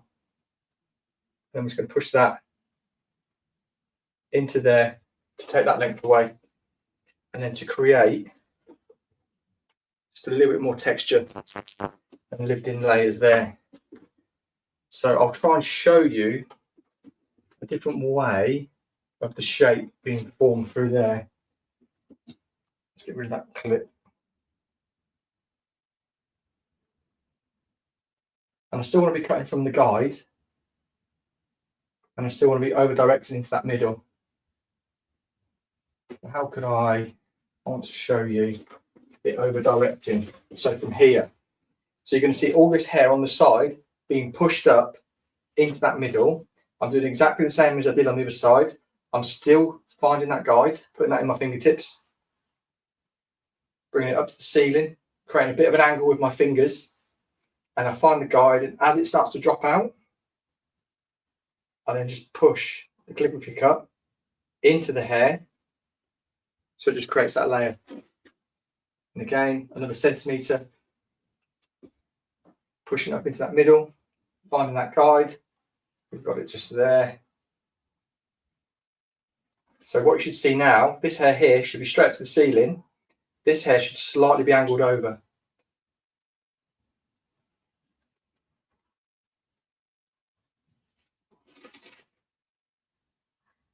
Second from last section, working it up into that middle. And as the sections get thicker, you're probably going to lose your guide that little bit easier. So don't forget, just pick up that first piece of hair that you cut, because that's been your guide all the way through. Let's just find it, which is there. And then going to push all that hair up into that middle. Let that guide fall out. And then just push that blade into that hair. Last section.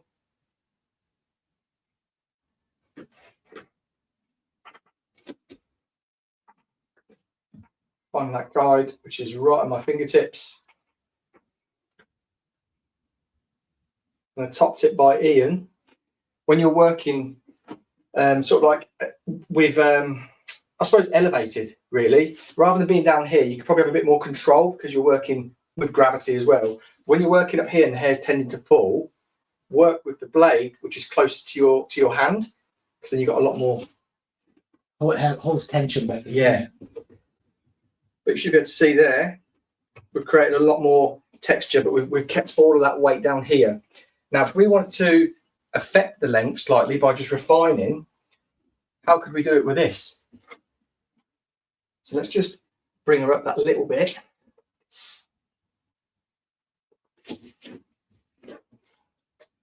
And we'll just comb through.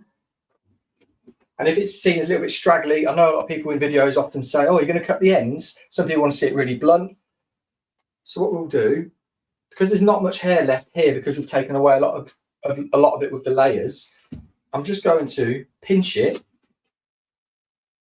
and just use that 21-degree angle on the plate. And I'm going to over direct this back, so it's as if we're doing like an A-line shape, so it's going to push that length forward. I'm just going to find where I took that, which is there. Again, just take off those ends. Pinch it. Using that guide. And we just put a fresh length in there. Like that. So it just looks a little bit healthier and a little bit more structure. Let's drop her down now. I'm going to do this fringe. So there's our original guide again, which is sitting on the tip of that nose. So we're going to bring that back in, but we are going to take it slightly shorter. Let's just get this braid out. Have you already sprayed that? Yeah, it's all been sprayed with that spray. Okay, and you've kept it pretty damp, haven't you? It's all the water that texture. Yeah. But I mean, look at that shape there. Beautiful. It just starts to fall back. Yeah. From the tip of the nose now, it's going to connect in really well. Yeah. Through there. I think somebody was asking about layers earlier, and I think this is I mean, basically, it's almost like a forward graduation the way you're doing it. It is, yeah. But it's still classed as a layer, really. Yeah. But it builds up so much weight in the layers, so you got this progressive weight as it gets further back. The weight gets heavier and heavier. But it builds up so beautifully, and it's such a face framing shape, isn't it? Yeah. But where would people like us to take this fringe to? Shall we say bridge of the nose, tip of the nose? I suppose we have to go tip of the nose. So bridge or tip of the nose, really. Where would we like it to start? If anybody's in the chat. Should be. I'm waiting to see some comments. It's not people in the chat.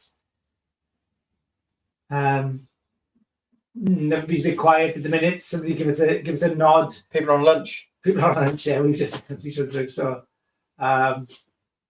Anybody, where else do you think Paul should put his next section? In the bridge of the nose or the tip of the nose? We got one for the tip, Paul. Tip of the nose. Tracy says the tip. Let's do the tip. She's first on the buzzer. So okay. So I'm just going to find that tip of the nose, and I'm just going to use the blade and the angle of the tool, really. Just the tip, she says. So there's just the tip there. I'm just thinking there's a lot I can say that, but I'm not going to. And And then what I want to do there is I'm going to pull that guide now into the rest of this section here. I'm going to find that guide. And again, I'm going to use the bottom blade on this, on the calligraphy cut. And I'm just going to glide that through. Nice. Goes through so easy, doesn't it? Yeah. I mean, I got feather blade, and that does a similar type of thing. I think because it's a more concentrated, smaller piece of blade. Yeah. It seems to be a bit sharper, if you know what I mean. Yeah. And what I want to do is just add a little bit more texture, a bit more softness to it. I'm just going to elevate slightly. I'm just going to take that and then just tickle. And we all like to tickle. Yeah, the top. So you can see there my fingers now. This is all that's been cut, but it's still at the same length. Are you looking at a particular shape then as well? Yeah, well, I want it to just get a little bit longer. So you can see there already how that weight is pushing. Beautiful. Yeah, pushing out there. That's a really good, that's a good angle. And because it's got a little section, a small section, it's not going to be like really wide or anything, or seem like overbearingly heavy. It's just going to come through here and just frame that face. Yeah, when we were talking about, you said you want to keep a narrow fringe. Yeah. Why would you keep a narrow fringe? What would be the main benefits? Well, I want to keep this texture quite heavy around the face rather than open it up too much. Because when it came to all like the cultural, what we were looking at with the cultural punch, is that the hush cut, the wolf cut, the butterfly cut probably a little bit softer. Yeah. But a lot of them would be really quite overbearing through here, and like the weight was really kept through here. Yeah. I mean, you see that I'm just doing it makes a big massive difference. Yeah. And it's just creating that shape through there, and then this starts to curve up or curl out. But let's just finish this off. I've got the guide there. I'm going to find that, and I'm just going to let's just do it there so you can see it a little bit more. So my guide is where my finger is now. And I'm just pushing that through there, which is taking all that hair. You basically slide it away. Yeah.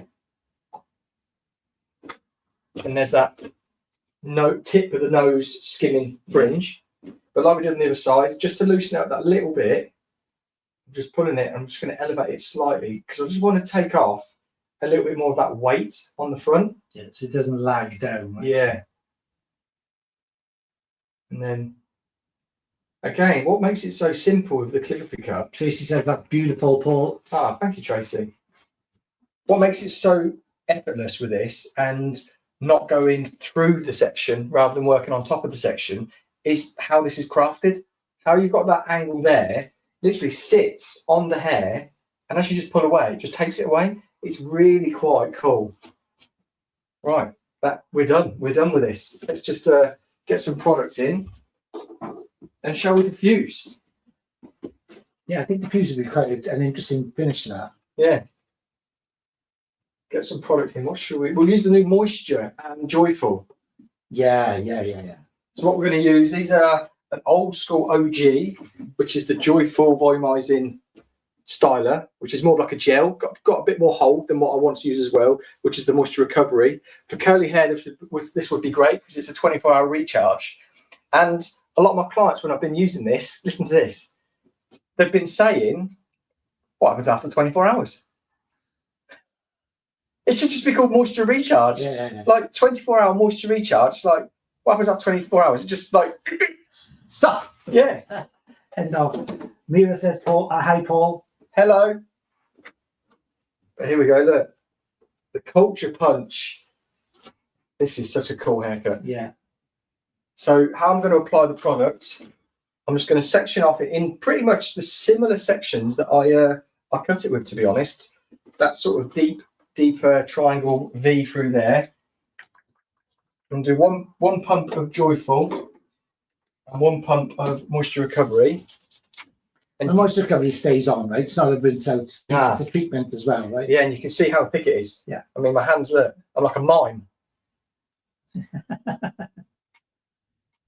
Because back in the day, we used to use like hand cream on wavy hair. Yeah. Like before we had nice products. That's how old I am. We used to use hand cream on it. Yeah, I don't remember that. Okay, thanks. Thanks for that. Anybody else remember using like things like hand cream? And do you know what else we used to use for like styling, right? Updos and stuff. Right. KY jelly. Yeah, yeah. Well, still use that now, don't they? Because it gives you the wet look. Yeah. Without drying out. Yeah. If it did dry out, it went powdery, but yeah, that KY jelly, that multiple use product. Was that on the hair? Yeah. No comment.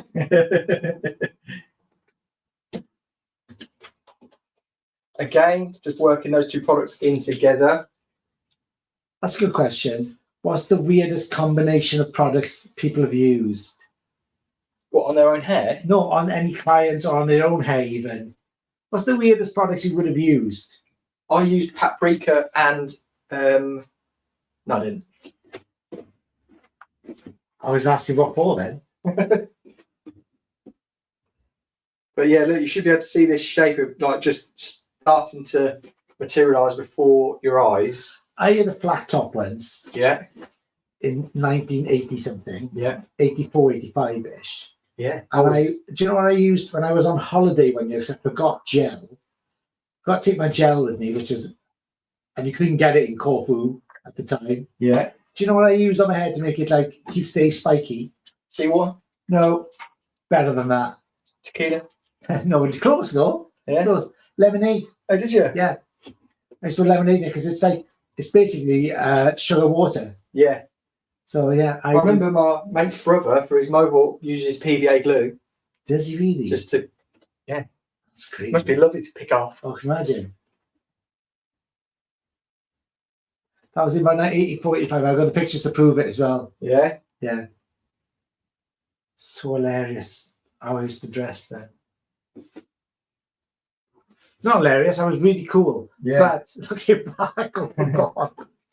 I used to have a pair of shorts that were so tight, I used to have a camel toe wearing them. I actually got a picture of it. Have you? Yeah, it's ridiculous. How random a camel toe. I don't know how to do it. I'll show it to you later. Ridiculous. But the products I'm using here aren't for like, it's not like a mousse, so it's not going to go crispy or anything. It's literally just in there to give it a little bit of hold and a lot of moisture.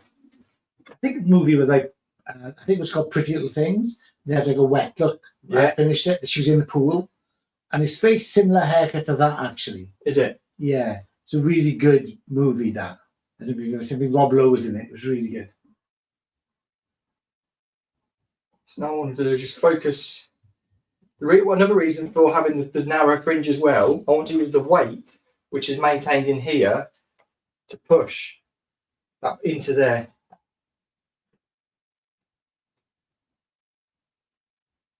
And just open up with getting the rest of this, whatever's left on my hands, and just work it into here. Flower arranging, as Ian calls it. Have you got your diffuser? Do you know, I didn't bring my diffuser, Paul. It's right, I've got it. It's in the other room. You got it. Okay. What are we thinking to that? That looks really bang on. And this is probably my favourite haircut. If you follow me on my channel, I just love doing these. However way, I did it with my teeth once. But the calligraphy cut made it just a little bit easier, to be honest. Right, let me just grab the diffuser and we'll start diffusing. Hello, whoever that is. I can't see your name from here. Where's that? Or is it the same person? Mira, yeah. Mira. Hello, Mira.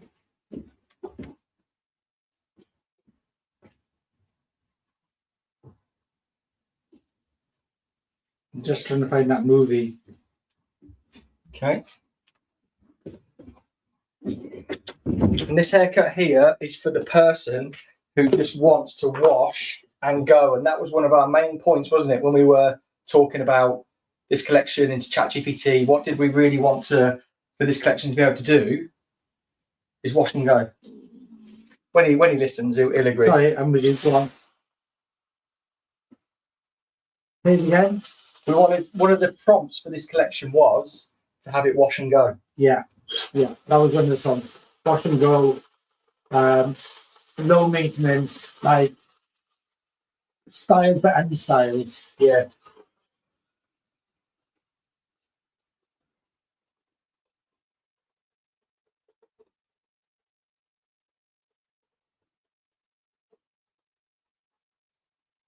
But where is everybody watching from? Let us know in the comments. UK, America, India, Japan, anywhere in Europe?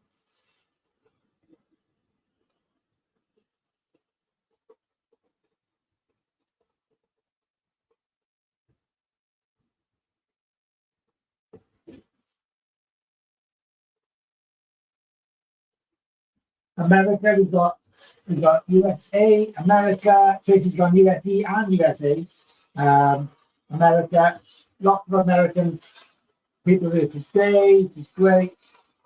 Tracy says beautiful. Irene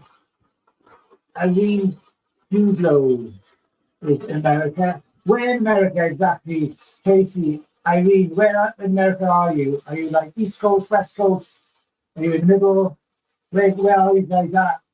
We are in the UK. In the UK, we're in Kettering. Oh man, that looks so good now.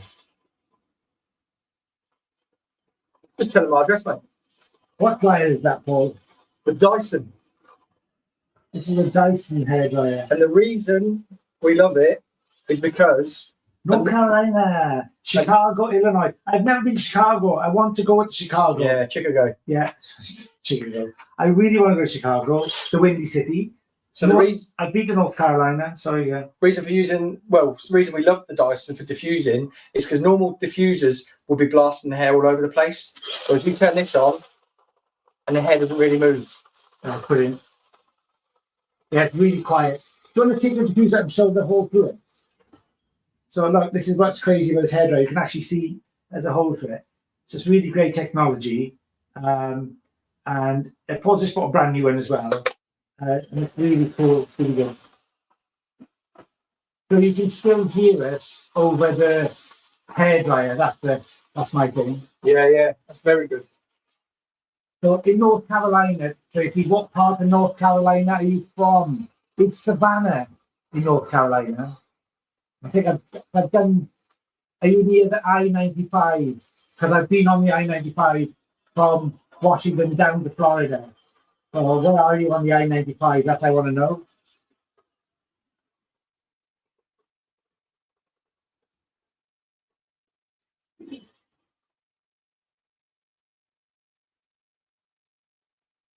Oh, I hope Tracy comes back to me.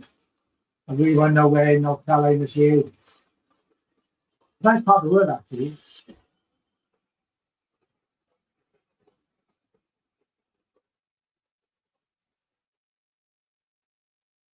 I think quite therapeutic doing it at sunshine. What? I think it's quite therapeutic. Do what? Sunshine. Yeah, it is, yeah. It's got a western white red GA in South Carolina, North Carolina. Okay, right.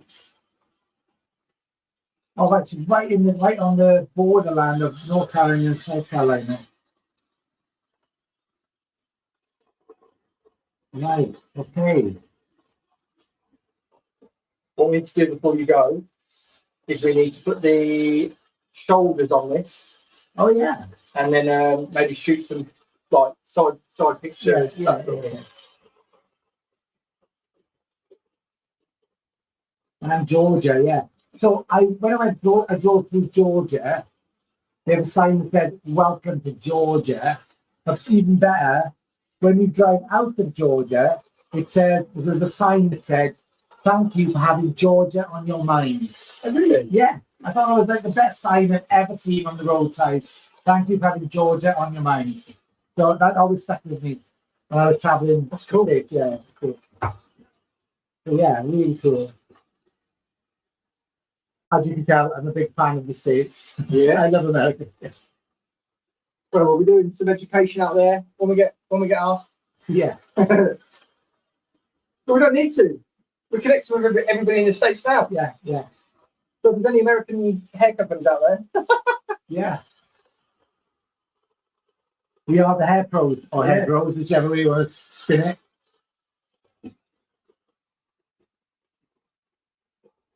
Do you know what it would be nice? You could tip this like forward and drive it that way, so it kind of like a more weight in front. Do you know what I mean? I do, yeah. That would work really well. Yeah, mate. She's straight. Yeah, she does look straight. She's a little bit off. Yeah, straightish. Yeah, if you drive it like that and you let all that weight come forward, yeah, you can really see the line. And from here, I can really see that line. Yeah. It looks really good. That is so nice. That's like a really effortless haircut, isn't it? Yeah. And an effortless, right? And yeah, the amount of hairdressers that struggle to do it. Oh, it's unbelievable. Yeah.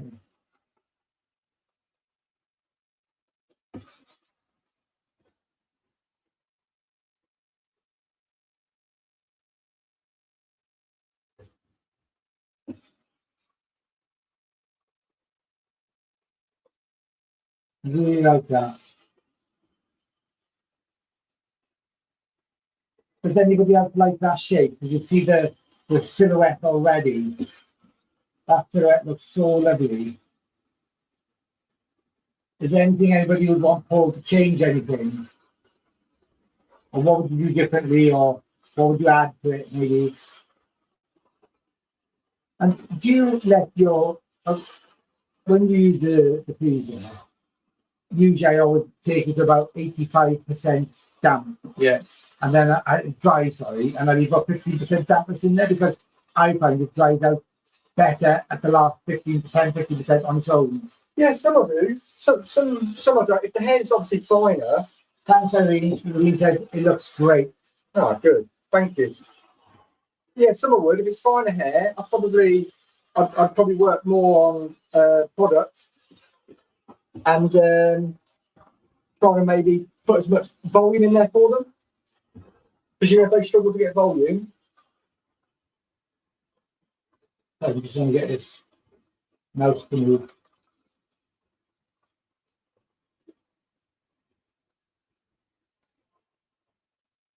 We've not got activity on Instagram.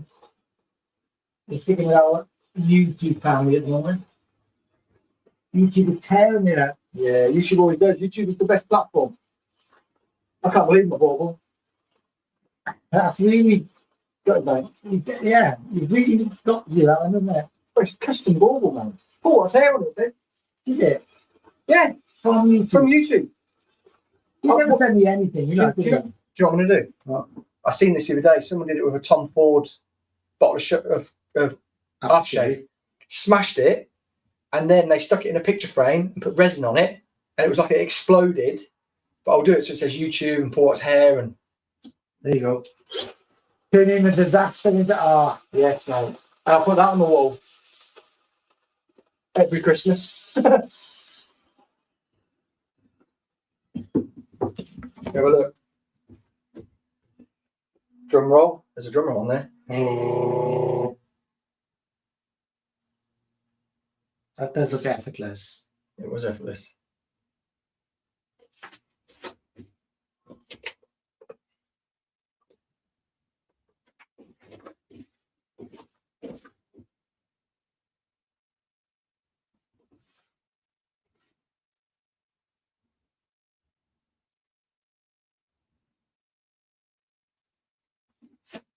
There we go.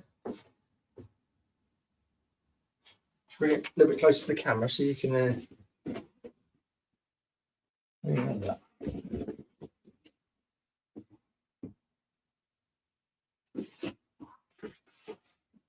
I really like that, yeah.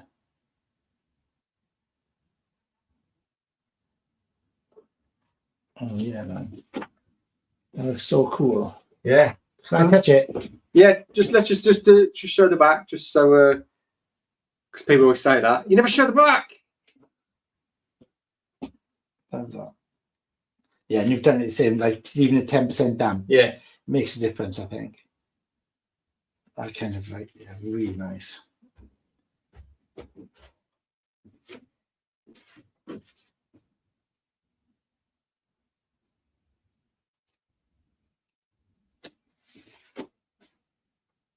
Cool.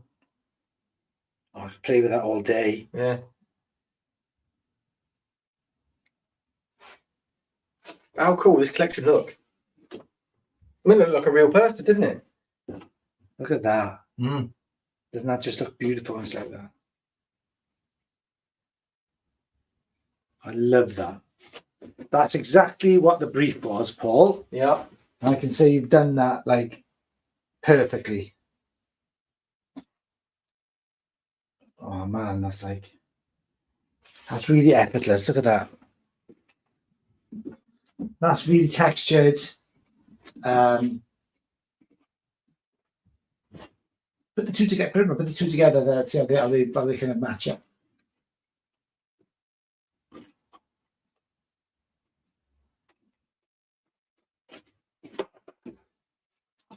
I was trying to get you to get on both.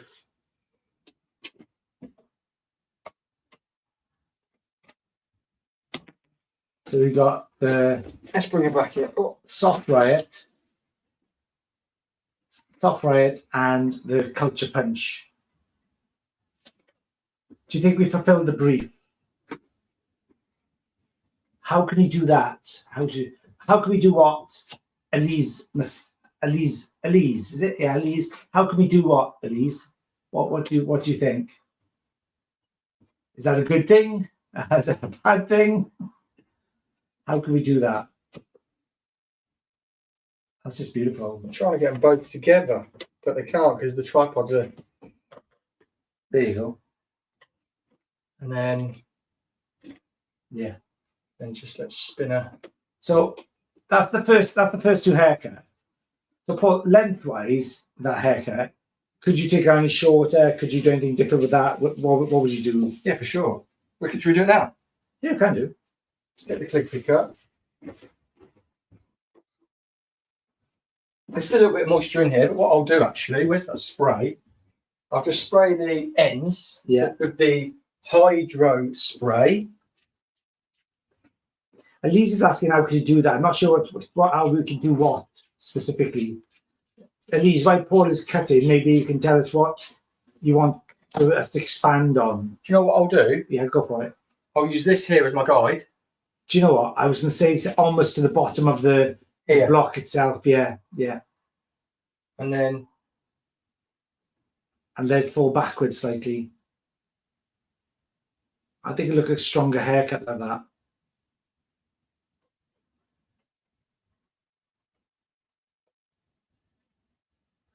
Yeah, that looks good. It's amazing what a bit of texture does. What you kind of when you kind of like firm it up. Yeah.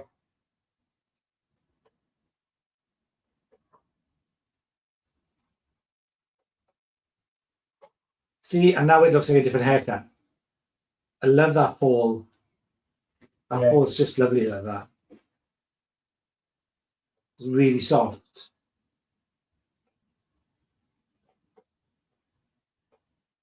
That spray smells like aftershave. I think it's the aftershave that you're actually wearing. It's your new Prada, darling. Is this Osmo supposed to be on? Or is it off? Yeah? Is the Osmo supposed to be on? No. Oh, I really want to know what Elise meant. How can you do that?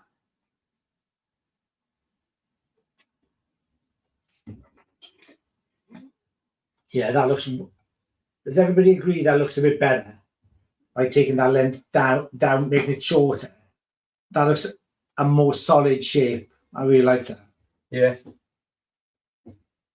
That's like Streisand in the 70s almost.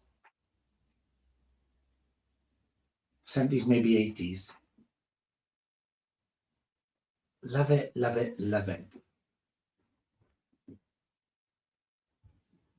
We've got one more haircut to do for this collection, which is the short haircut. So we're probably going to share a bit of that haircut with you shortly. Yes, it's gorgeous, Tracy says. That's really cool. I think it's gorgeous too. especially now we've taken that length look a bit together. But that hurt, go on, give that a bit of a shake, that red head. Oh, I think it's really, they look good together. Yeah. Do like that. Obviously, I'm both biased. It looks they both look really good.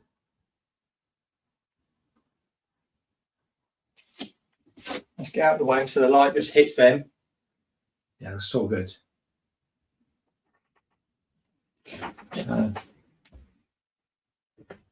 Zhuzh a bit.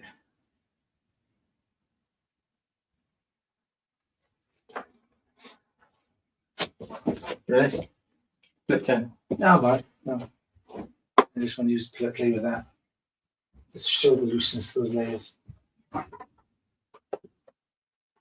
You see what I mean? Like she's a bit Bardo-esque, and that's a bit more like, you know, kind of a wet look, almost Streisand-y kind of like. I kind of love it, like the way it works.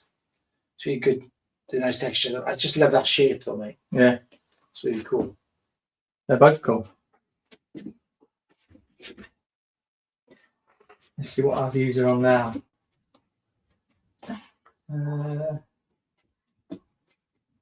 Where is it?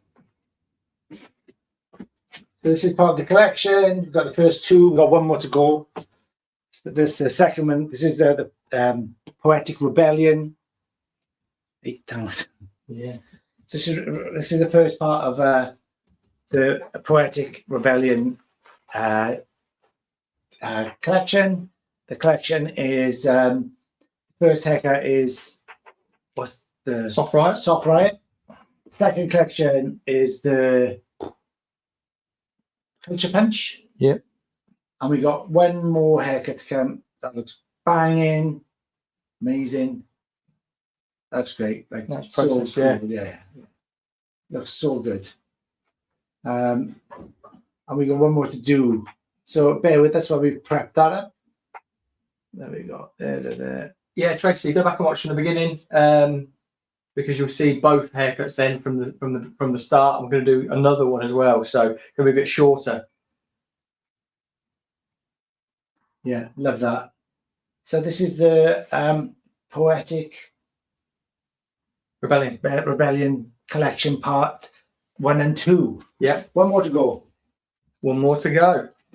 Right. Do you want to grab a drink? Let's have a quick sip. We'll grab a quick sip and we will be back in no time. 15 minutes. 15 minutes. Thank you so much.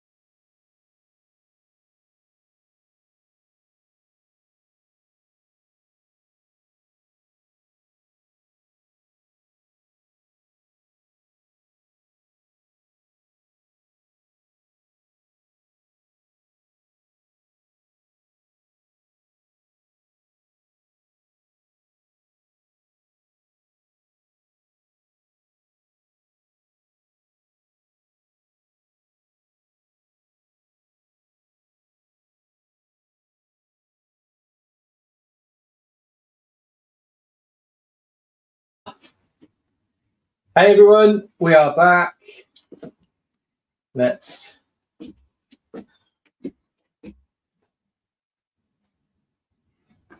Here we are, back in the room. 3, 2, 1.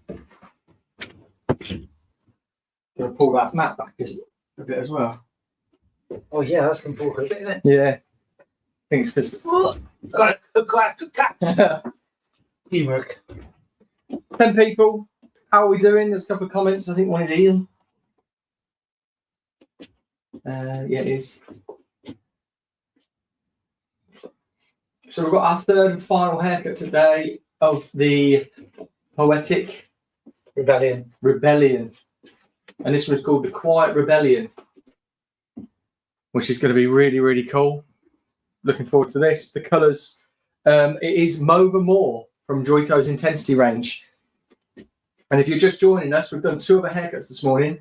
We've done one which is a softer inspired shag, and then one which is more like a textured, curly, lived-in, wash and go sort of shag. I'm just going to section this off, so I'll be a couple of minutes, and we made a dash to get this, haven't we? Yeah, we've just been to the Salon, which is 12 minutes away. Shop there. Not the way you drive. No, well, it is 12 minutes because I drive. Yeah, sure. So yeah, we've just done that, and now we're going to be bringing you another really cool haircut. So looking forward to it. Any questions, just chuck them in the chat, and we'll be happy to answer them. But also quite engaging, because if you pick the lengths or the styling or stuff like that, it seems to be working really, really well.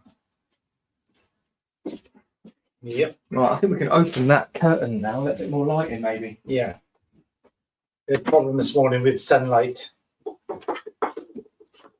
Not anymore. No. Where's my... there they are. Oh, can I get those from your... Yeah. Thank you. Thank you so much. Whoa. This is just a quick section pattern.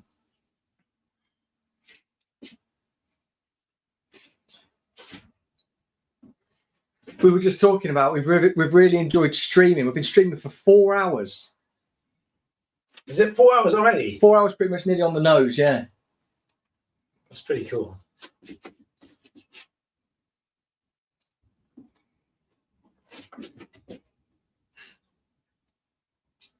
The hardest thing to do with you is to section off without a mirror.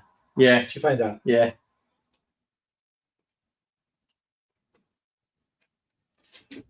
I know, I should really put a mirror on the back of the door. Oh, yeah. Not now. No. But I should, shouldn't I? Good idea, yeah. Or that wall should be a mirror. Yeah, you can't really see, can you? Yeah, not bad. Ceiling. Hang on.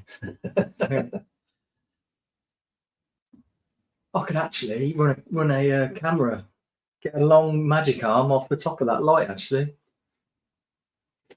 Yeah. And have the overhead camera back. There's only 6 people on. Shall we restart this stream so it bumps people up again? Yeah, go on.